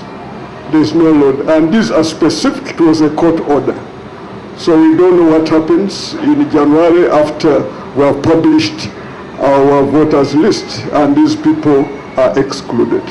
The other reforms, they can come at any time. As of now, some of the reforms may not, are a little bit late. On the issue of army representatives, this is a long story that is not within the powers of Electoral Commission. It is Parliament and the to push through that reform, not Electoral Commission. And chooses to reform that one. I don't think Electoral Commission will insist. So it is within the powers of Parliament, the people, the citizens, to push for those reforms. Having said that,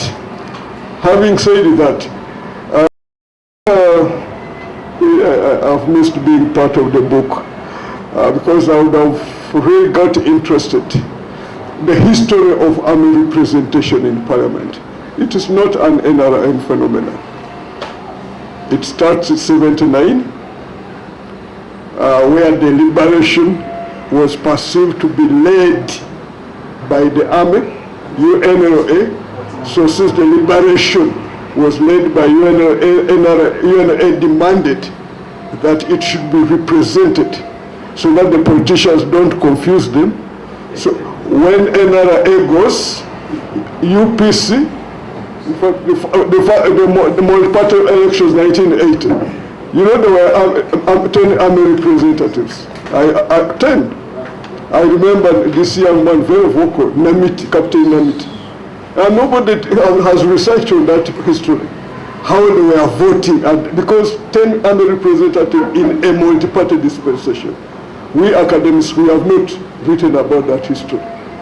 So Mussolini comes in power with that history, but also with the notion is that the military was the vanguard of the liberation, and therefore as vanguards of liberation, they must have a watch,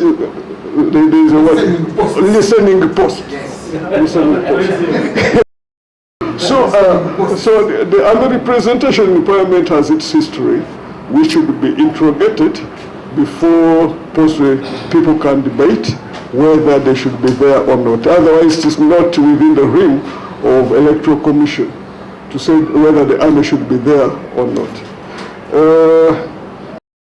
In terms of violence, true, previous elections have been characterized by violence, but how many of us have read the recent Afrobarometer report from Democracy? None of us. You'll be shocked in that report of where the violence comes from, what the people think the violence comes from. I will not tell you what I read. You read yourself. Misinterpret and say commissioner said so and so is said so and so. But read Afrobarometer report. It was very clear of violence. In Uganda? Yeah, during elections. Yeah, it was independent. It was independent.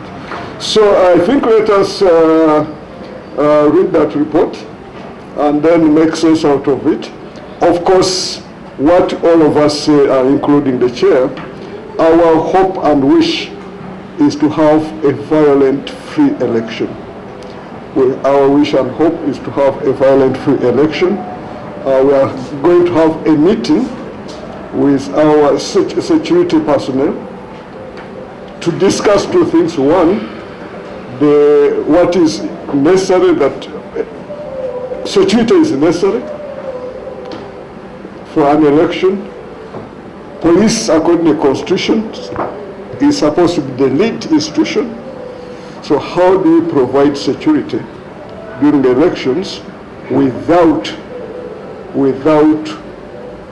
cases of violence? In fact, we told them when we conduct that meeting, we shall invite them to be part of that conversation.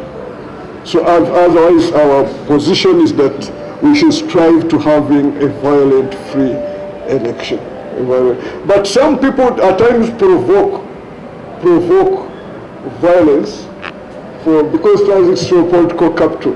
Because as I said in Kisoro, when people started conducting rallies alongside military vehicles, you would see where they were going. But the security was in order, please, unless the provocation is such that you cannot handle. Even if somebody stones you, accommodate the stoning. Yeah. So, but anyway, we shall discuss. We shall invite stakeholders like him who are interested in that angle to ensure that we can conduct a violent, free election. By the way, last election in the United States, it was recorded they also over-deployed. Yeah, they over-deployed in the United States. Yeah. So 2-3 things, then we can have another round. The voters. Was it the discussion in the last seminar where I read that there was inflation of voters? Not necessarily I'm praising, but times give credit where it is due. Because if our voter register was faulty, we would have started feeling that fault at these macro elections. When we displayed the voters register in Kisoro, did we have problems? We displayed in Kisoro. Nobody told me, us, that your voter register had been inflated. In fact, we are shocked that the number of people we added on were extremely few, because after 2020 we expected Bafumbira to have done the needful. And the numbers of voters would have gone up. But there was a very, very minimal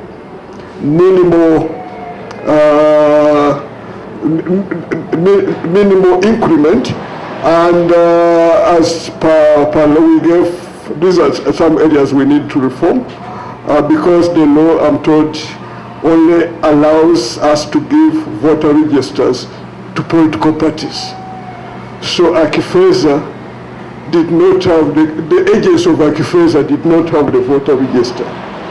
So when I went to all polling stations, I said, but why isn't Akifeza's register having, agents having registers? I was told the law says we give registers to political parties. Yeah, but candidates, I'm told they can buy. Yeah. What helped us, thanks again these people who, there are issues, not to say it was 100% perfect, there are issues. But what helped us was that the agents of the NRM candidate and Akifeza, we are working together. They were sharing the registers. They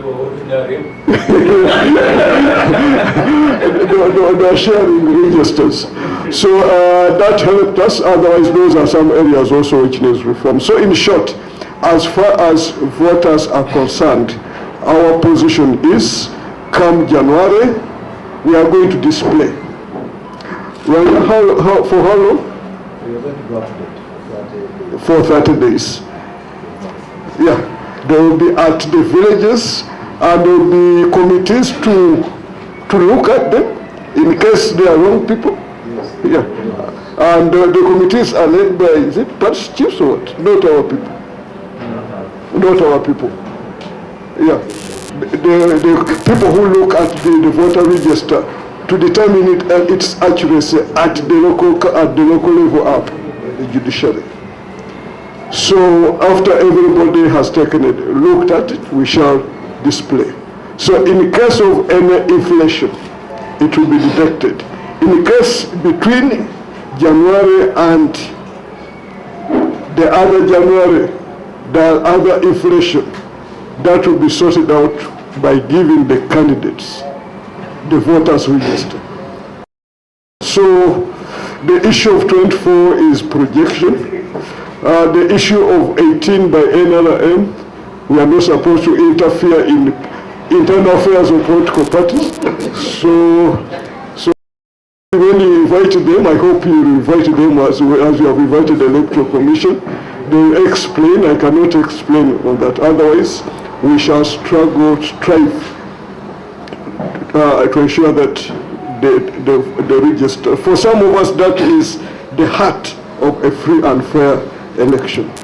Two other things, and then we can have another round.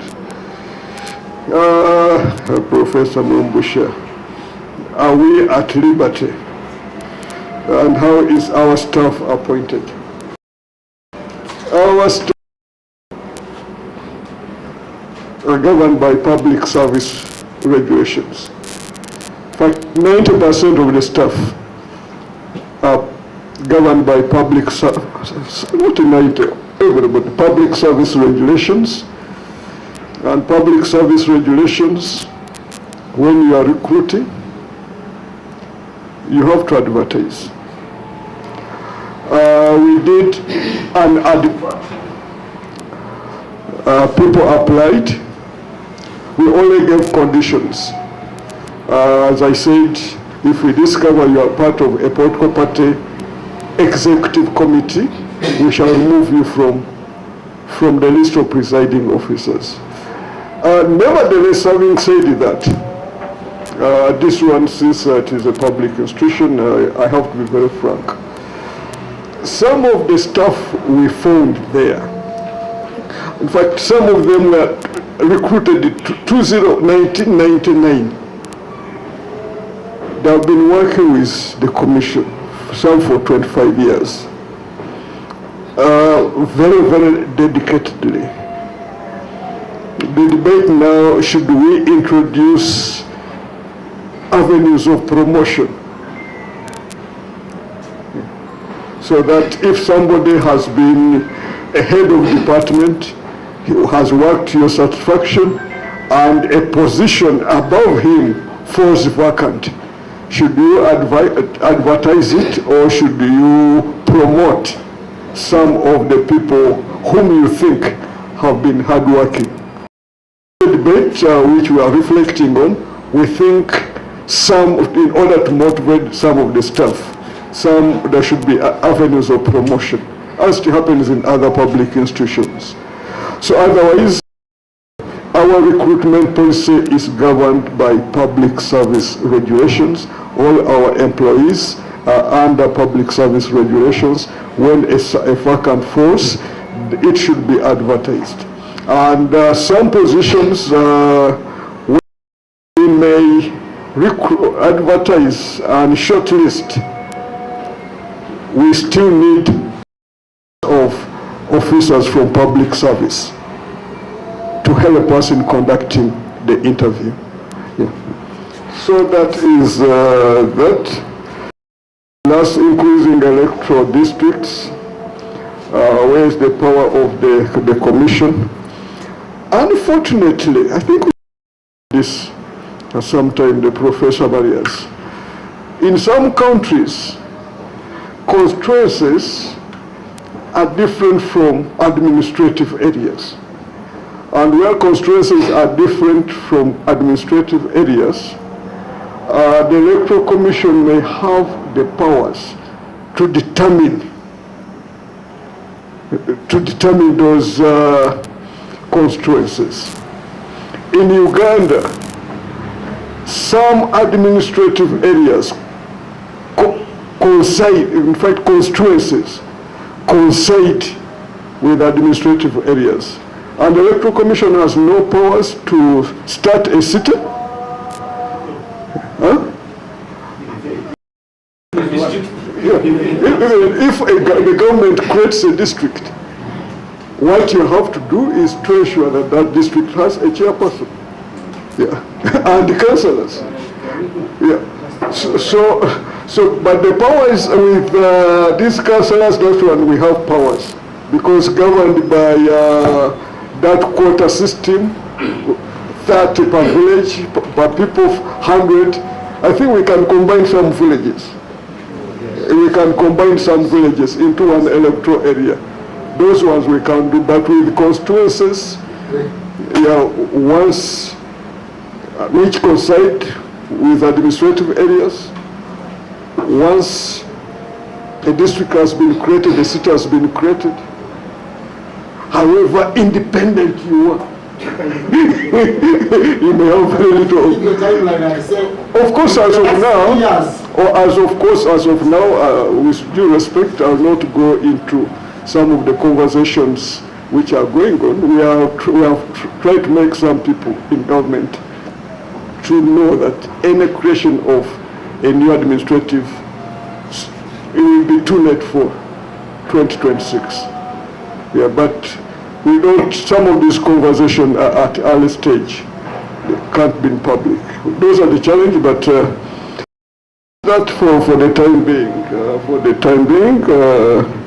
We can have more discussions on my senior, my boss. First of all, the comment he made, as far as Amriat is concerned, I've not seen it myself, so I cannot condemn him or whatever. No, I did not hear the comment. So I will not comment on some. I will not comment. I will not comment on that. Nevertheless, my friend Rengabo can write an article on the politics of Amuriati's ship. It's a very interesting story. Much as I'm here, but I have very people close in FDC, and I know the discussion around that issue. So we need a whole paper on that one. Okay, so I've taken more time, but we... to make one comment, and then the online team should finish this the next few minutes. Okay, thank you very much, Chair. As Commissioner consults, thank you very much, Dr. Simba. I think that some of the issues we are discussing are minor. They are not the real issues to discuss. For instance, army representation. These are minor issues. In fact, I wrote a whole paper on the representation of workers and youth. That paper is there, and I was recommending that even those should not be there, and there are reasons why the paper is there. Leave alone the army. In fact, it doesn't matter whether they are there or not. The bigger politics is not about 10 MPs out of 500 something. On the issue of how many we are, how many are voters, I think even if we discredit what UBOS did, but it gives us some indication about the nature and character of our population. And we know that the overwhelming majority of the population is below 18. Overwhelming. So you cannot have more than 50% being eligible voters. That's not possible. Because the majority of the people are really very young. Okay? Even when you take into account the fact that there is that small transition from 16, 17 to 18. So I believe that we may not know the actual real size of the population. For instance, my family was not counted. Many people that I know are not counted. Yes. So if you take a sample of the people close to me, you find that 40% were not counted. So what is this census really?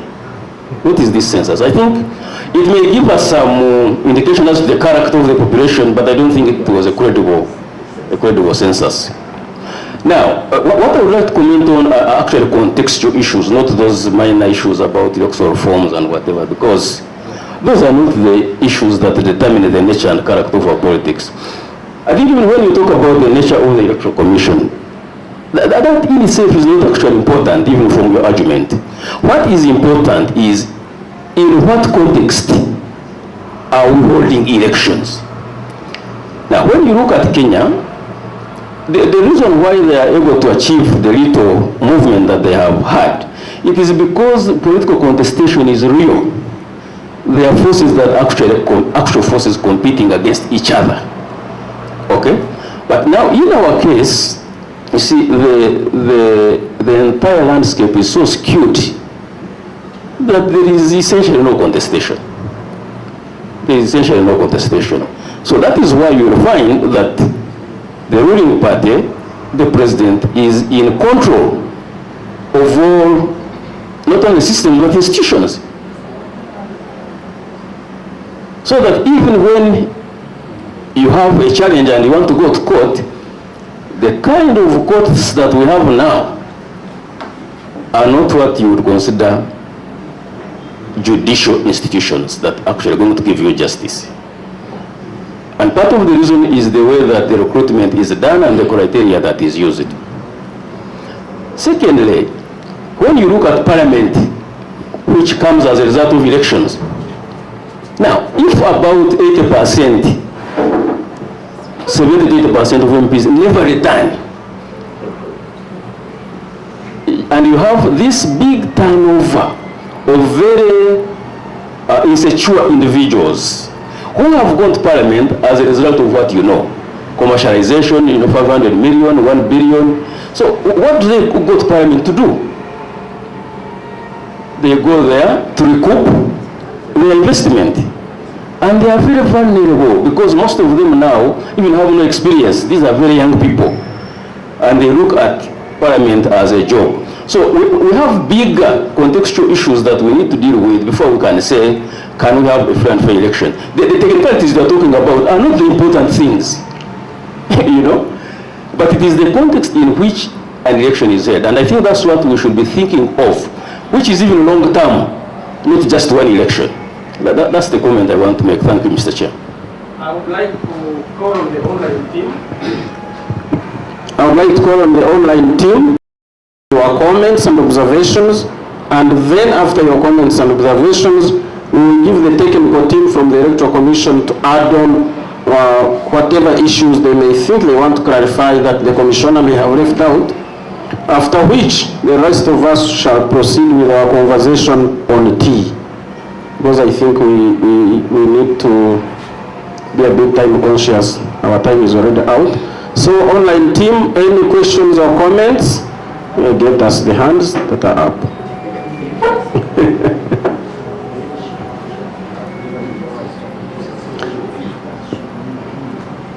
As the online team shows us, please read for us any comments that may be there, if there are any comments. How many people are online? About 19. Yes. Listening and participating and but putting up hands. How many hands do we have? Online team, any questions or comment?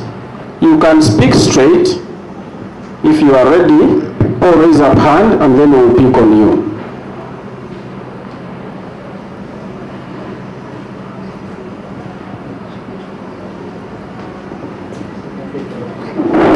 As we wait on the online team, allow me to allow the technical team that accompanied the Commissioner to give us any additional clarifications that they think they could add on so that the online team prepares itself. Thank you.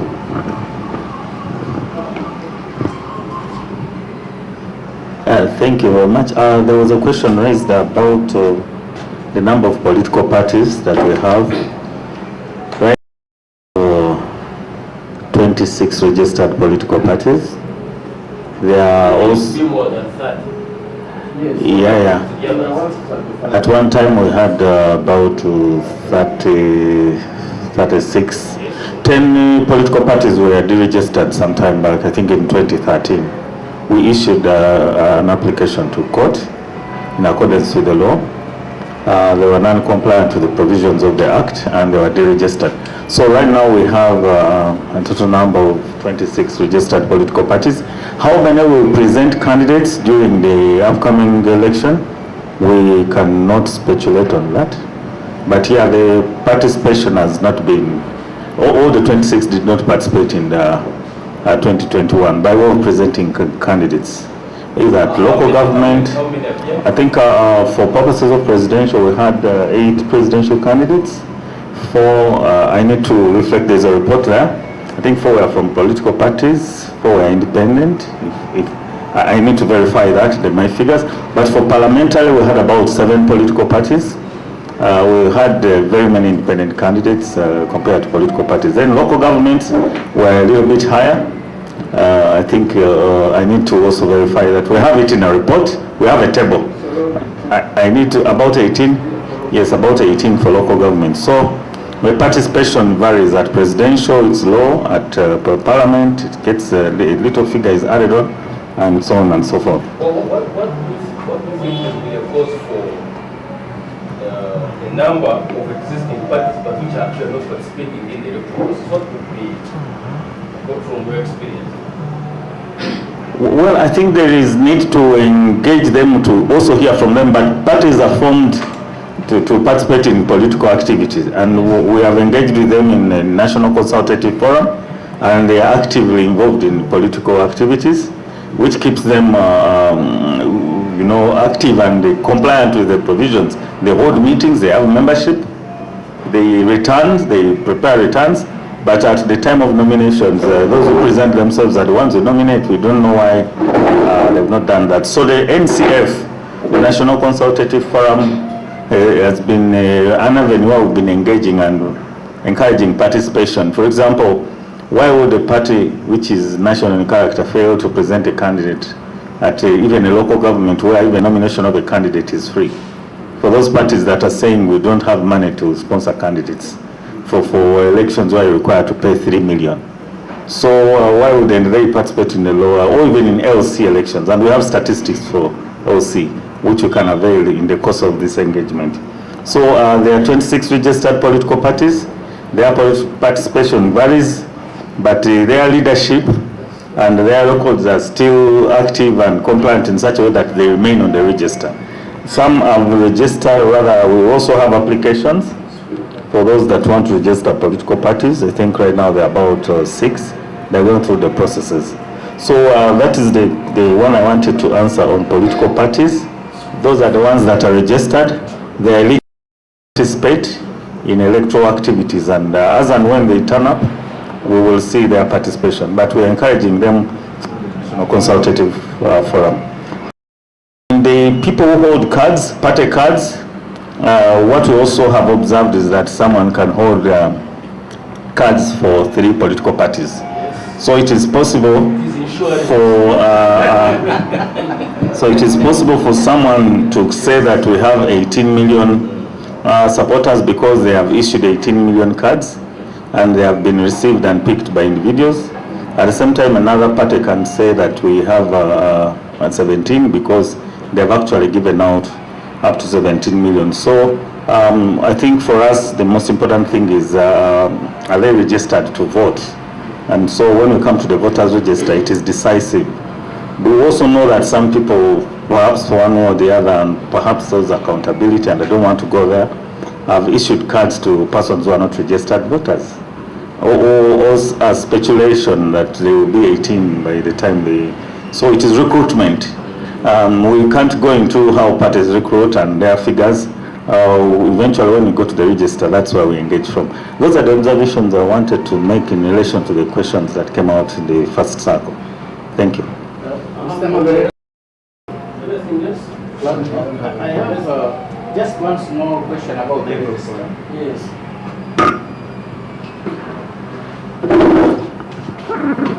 Thank you very much, Commissioner Dr. Simba.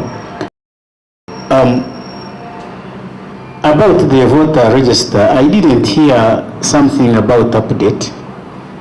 The process of updating the voters register.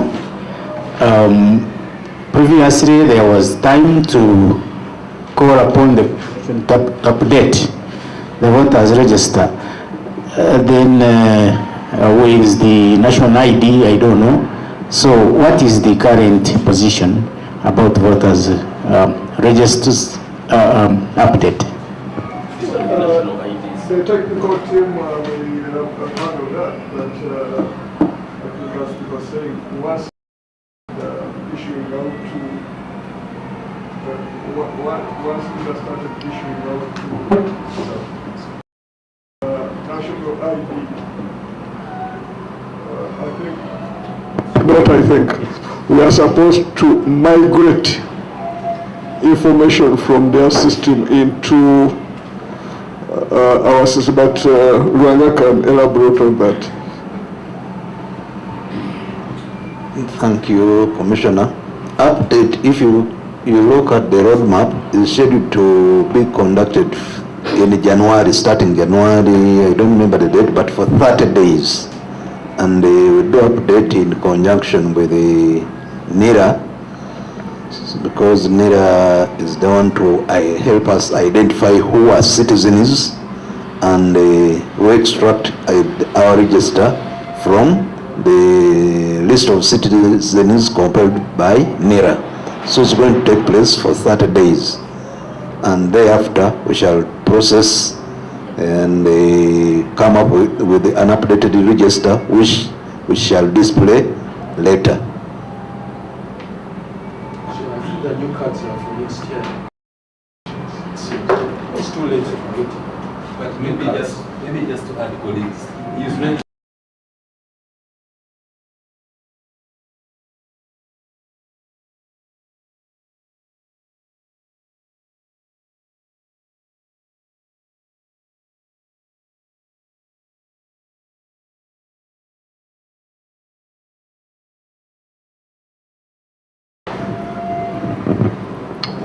Thank you so much. I have a question for the Commissioner, Professor Simba. Just to thank you for your presentation. You taught me political science in Makere University. And congratulations for taking up the role at the Electoral Commission. My question is that in the last election, 2021, civil society organizations who have hitherto observed elections collectively encountered serious challenges, denial of accreditation to some of them.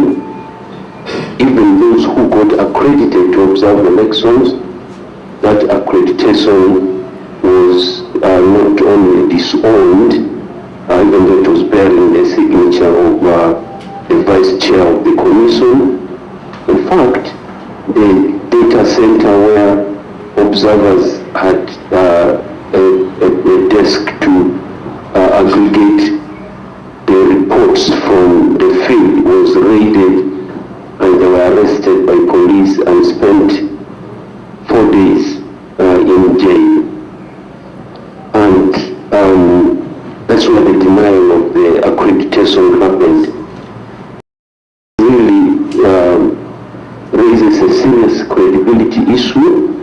Hitherto, we understood that there was an independent review or at least voice around observation that civil society provided to the Electoral Commission.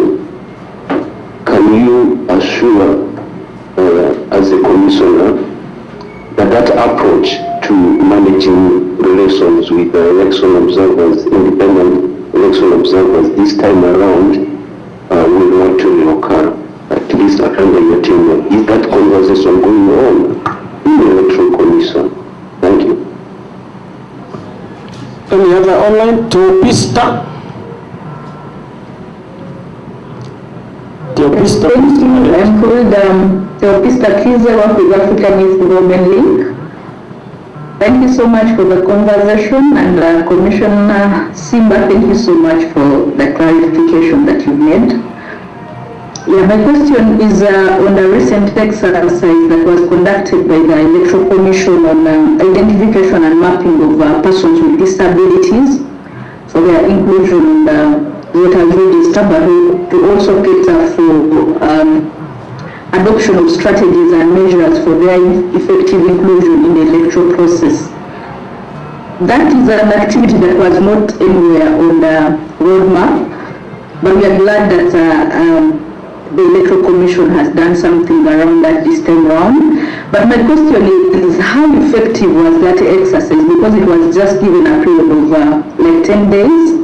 And then also, is why would the Electoral Commission engage other stakeholders in some of those engagements or activities? Because I know that we have disability organizations, but we also have some other civil society organizations that have been doing some work around that. But we only saw a press release about that. I feel that as stakeholders, it would be good for the Commission to communicate and see if they could be of help in terms of mobilization of citizens, creating awareness and all that. So how effective was that process? What informed that process? How effective was it? And how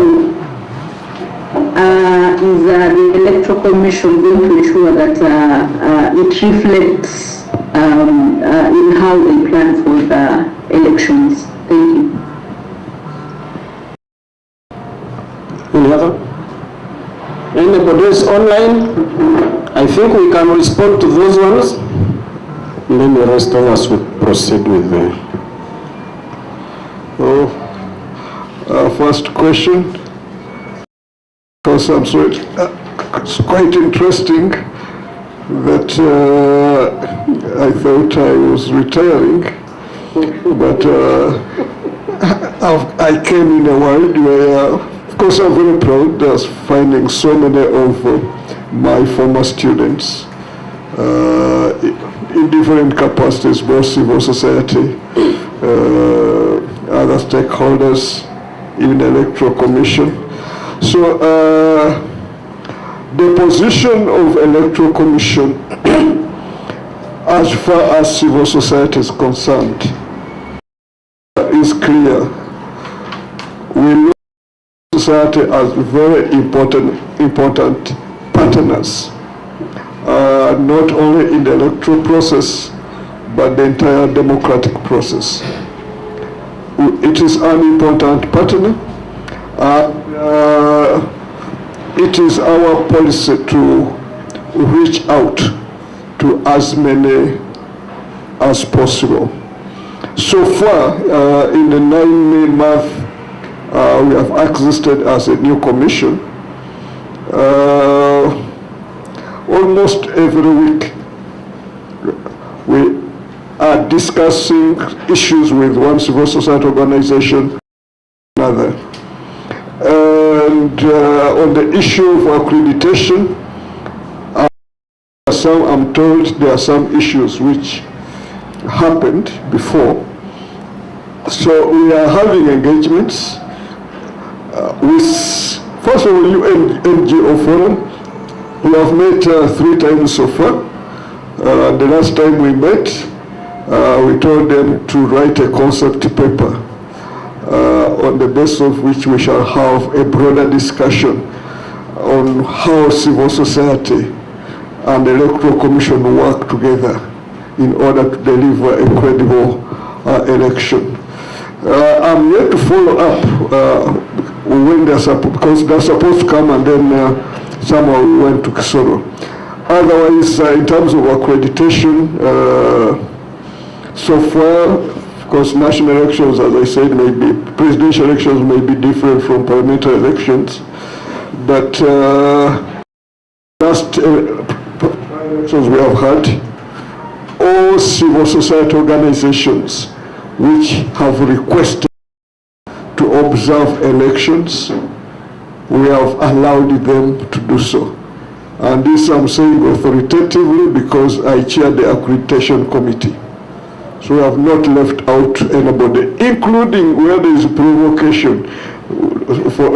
You say because there is a lot of process needed, let the last application be on Friday to allow our team to work on those accreditation cards.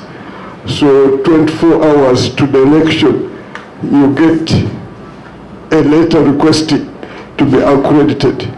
So we have had no option.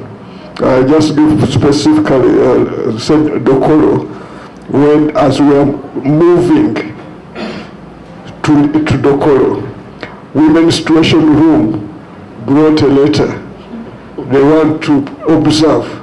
So I rang chair. This is the only women group which wants to observe so far. How do we say no? So we had to order part of the staff to go back and work on the accreditation committee. So in short, our position, we want to work with civil society, even these civil society organizations which may have had issues, if they are still registered civil society organization, let them write to Electoral Commission. They will come, we engage in a debate so that what could have happened in 2020 does not repeat again. So we won't be as open at that. On the issue of PWU, possibly Ranga will comment. The exercise, first of all, we expected to get this data from our sister institutions. Unfortunate about PWUs. Unfortunate, I'm not so sure whether if we went to Ministry of Women and Gender, that's where they're supposed to be best, whether we can get the information we want. So we took a decision that let us go out there in the field and have them registered. It was advertised. There was an advert in the newspapers. We told our team to conduct radio shows, talk shows, There were over 40 radio talk shows. Only that we are alerted that the category of people we are dealing with, those radio talk shows may not be effective because they may not have the capacity, and we did not have did we use sane people? Some don't have. So nevertheless, personally I went, much as our staff on the ground was supposed to do the exercise. Most of the commissioners went micro on the ground to see how the exercise is being conducted. I was in Mfufu, that's around Seguku, between Zana and Seguku, because I'm in charge of the Kampala region, and I attended the entire exercise. So nevertheless, we are receiving complaints, which we are handling. We are supposed to meet the minister for PWUs and coordinate. Some of the MPs representing PWDs have written to us. One political party has also written to us. I think we are meeting them next week. So, and then of course we shall display the lists. And we expect people to raise concerns as well, and we shall work on those concerns. So we may have made mistakes, but it's not too late to address these mistakes. We shall address them because sincerely we want these people to participate in the electoral process. In fact, we told them we want 3 levels of participation. Where I was, 1, we want them to participate as voters. 2, we want them to participate as candidates. 3, we wanted them to participate as presiding officers in the electoral process. So that was the message, and we are also interested in listening to issues which hinder them to participate as candidates, which hinder them to vote, and which may hinder them to act as presiding officers of elections. But as I said, there are concerns which are emerging. It is not too late. We shall display the list. We shall meet various stakeholders. Not only that, we have directed our officer in charge of seats to meet the youth leadership before the commission meets, to meet the women organization, to meet the worker groups, and then at an appropriate time, with this stakeholder engagement, the entire commission will meet all these groups and iron out whatever issues may be still existing before we go into the actual practices. The technical team is here. I think you are the brainchild of you have, Commissioner, have ably handled it, but what I can add is that it wasn't haphazardly done. It was a planned activity, although it may not appear vividly on the roadmap, but the fact a budget is that it was an activity which we intended to do, and it was on plan. And the view was we wanted to have a credible register for this category of voters because of their uniqueness. That's why we had to look for them from the villages using LOC1s and our field team, so that we identify them, we identify their type of disabilities, and also be able to find out how many of those, say the blind, how many of those can read using Braille as a language, so that if you think of in elections using Braille as of one of the voting materials, the voters capable of using it. And the other thing is, in the caller said, the online caller said, how effective was it? I think at this point we cannot determine how effective it was, because I've just received the returns, which we are going to process. After processing, we shall make a report, and from that processing results is when we shall determine the effectiveness of the exercise. Thank you. Thank you very much. Three things before I... Just one observation relating to civil societies in the last election. Yes, one had to do with the regulation issues.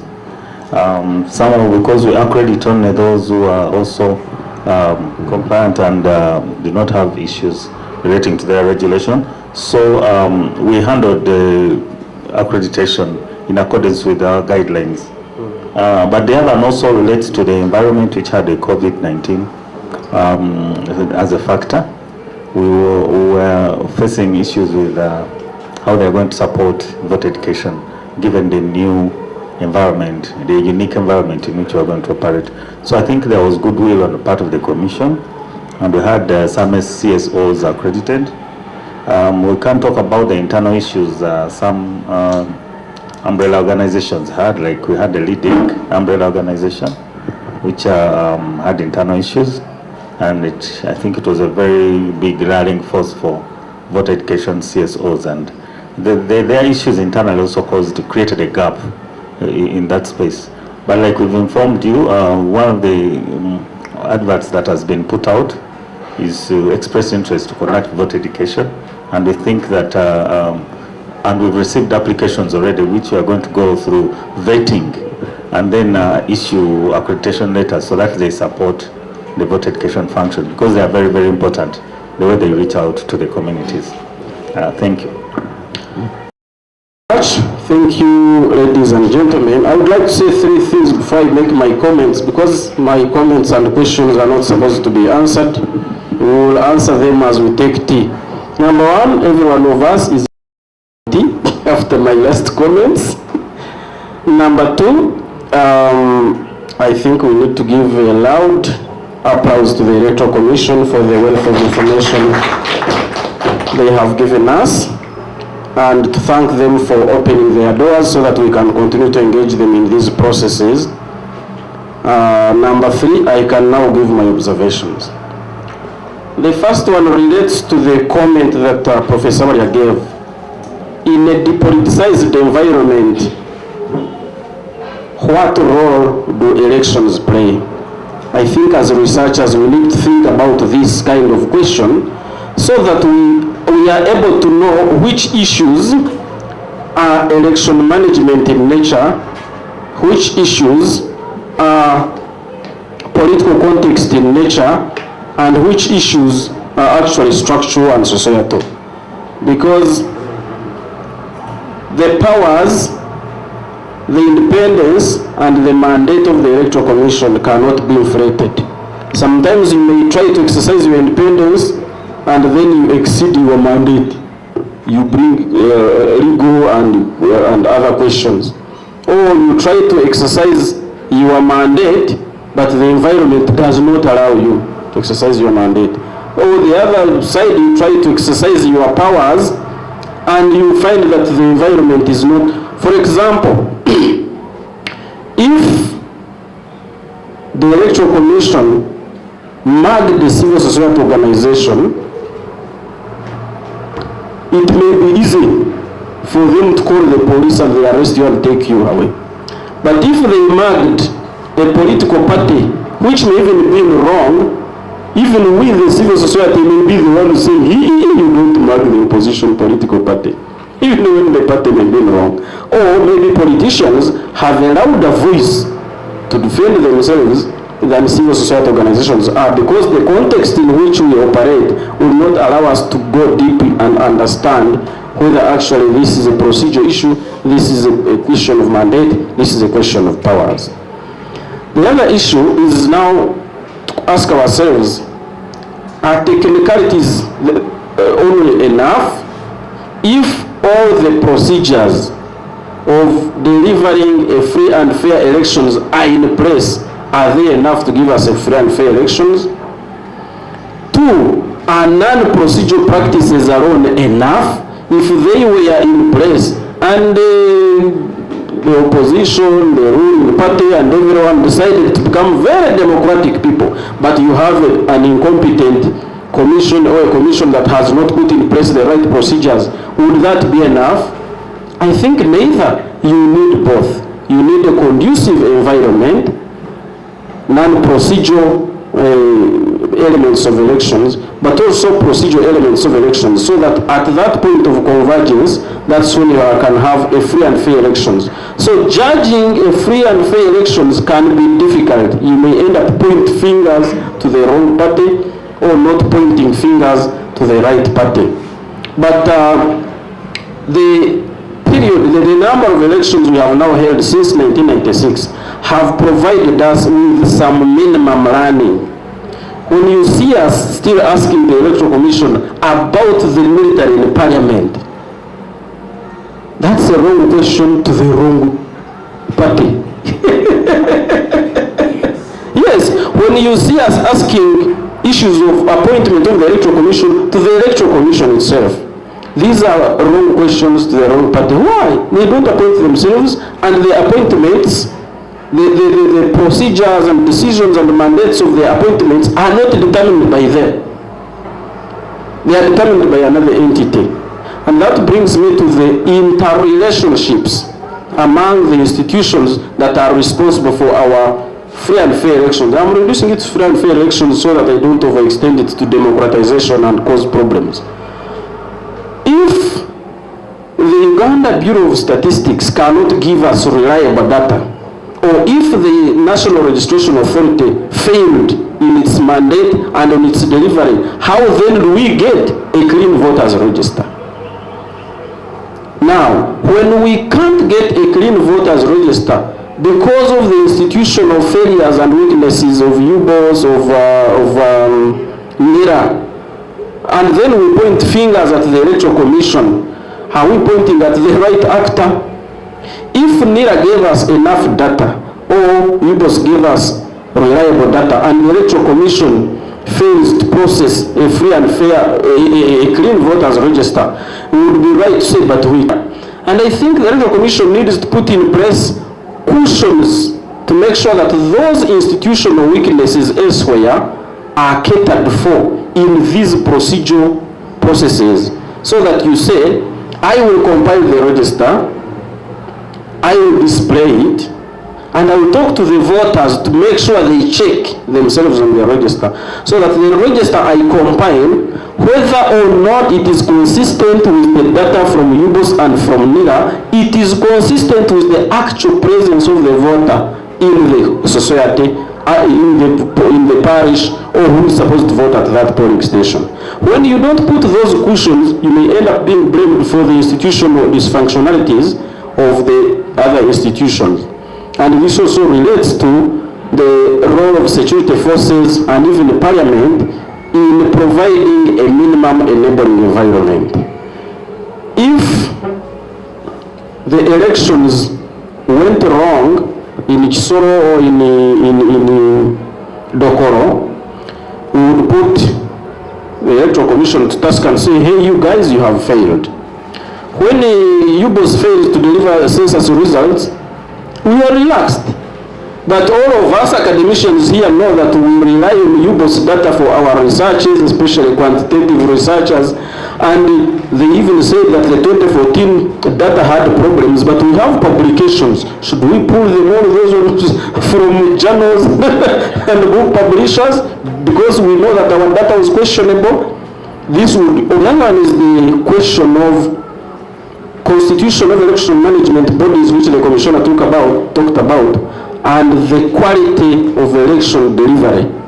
I think we need to sit down and think about such a study, because is it the constitution of election management bodies, or is it the institutional autonomy of state institutions in a given country, in a given polity, in a given context, to operate in ways or according to their mandate, or to be held accountable according to existing rules and procedures of the game, of the governance landscape of a given country?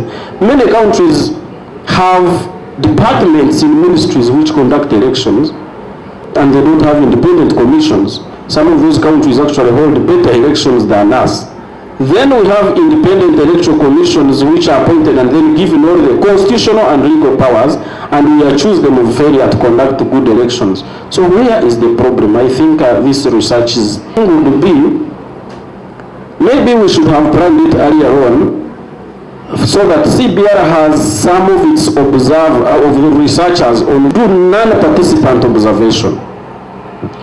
Go between now and May next year, or at the headquarters, the food that comes to table. Because when you go to a party and someone delivers a nice meal or a very bad meal, sometimes you don't know what it takes to have prepared that meal, and we are waiting for the meal in 2026. That's why we're talking of 2026 elections. But if we could be able to observe by being present in the field and seeing how they are handling the people with disabilities register, then we will be able to know that actually this activity is on the roadmap. Because when you see on the roadmap there is election of representatives of people with disabilities, for you are looking at that event, not the process leading to that election. Some of this learning would be important for informing our, perhaps empirically more enriched analysis of the challenges of is there a role, maybe from the perspective of the Electoral Commission, that research institutions like CBR can play, not in pressuring, but in engaging the key institutional actors on the important reforms, constitutional and legal, that would, one, enhance the image and standing of the Electoral Commission vis-a-vis the public, but two, increase trust among the citizens on the election activities and processes we undertake. What would change, for example, if the military were not in parliament? What would change if the Electoral Commission were given the mandate to command the security services during elections?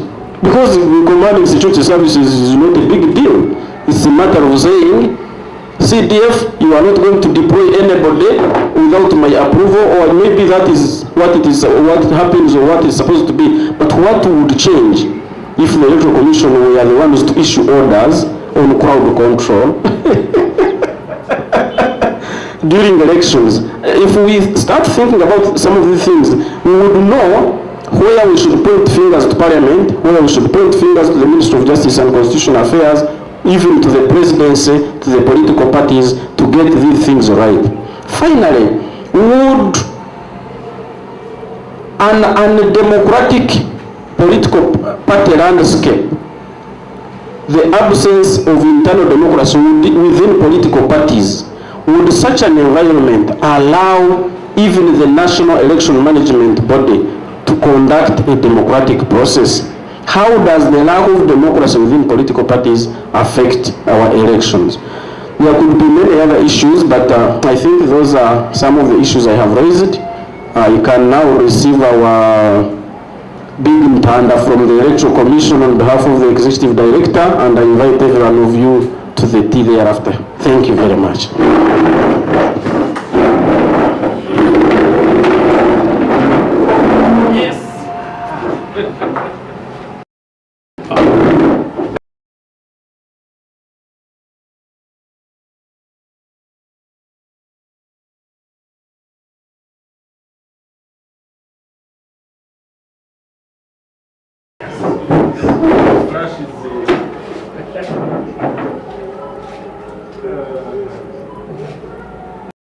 Thank you so much. Thank you very much. Since the roadmap? The roadmap, I need the roadmap. And the officials will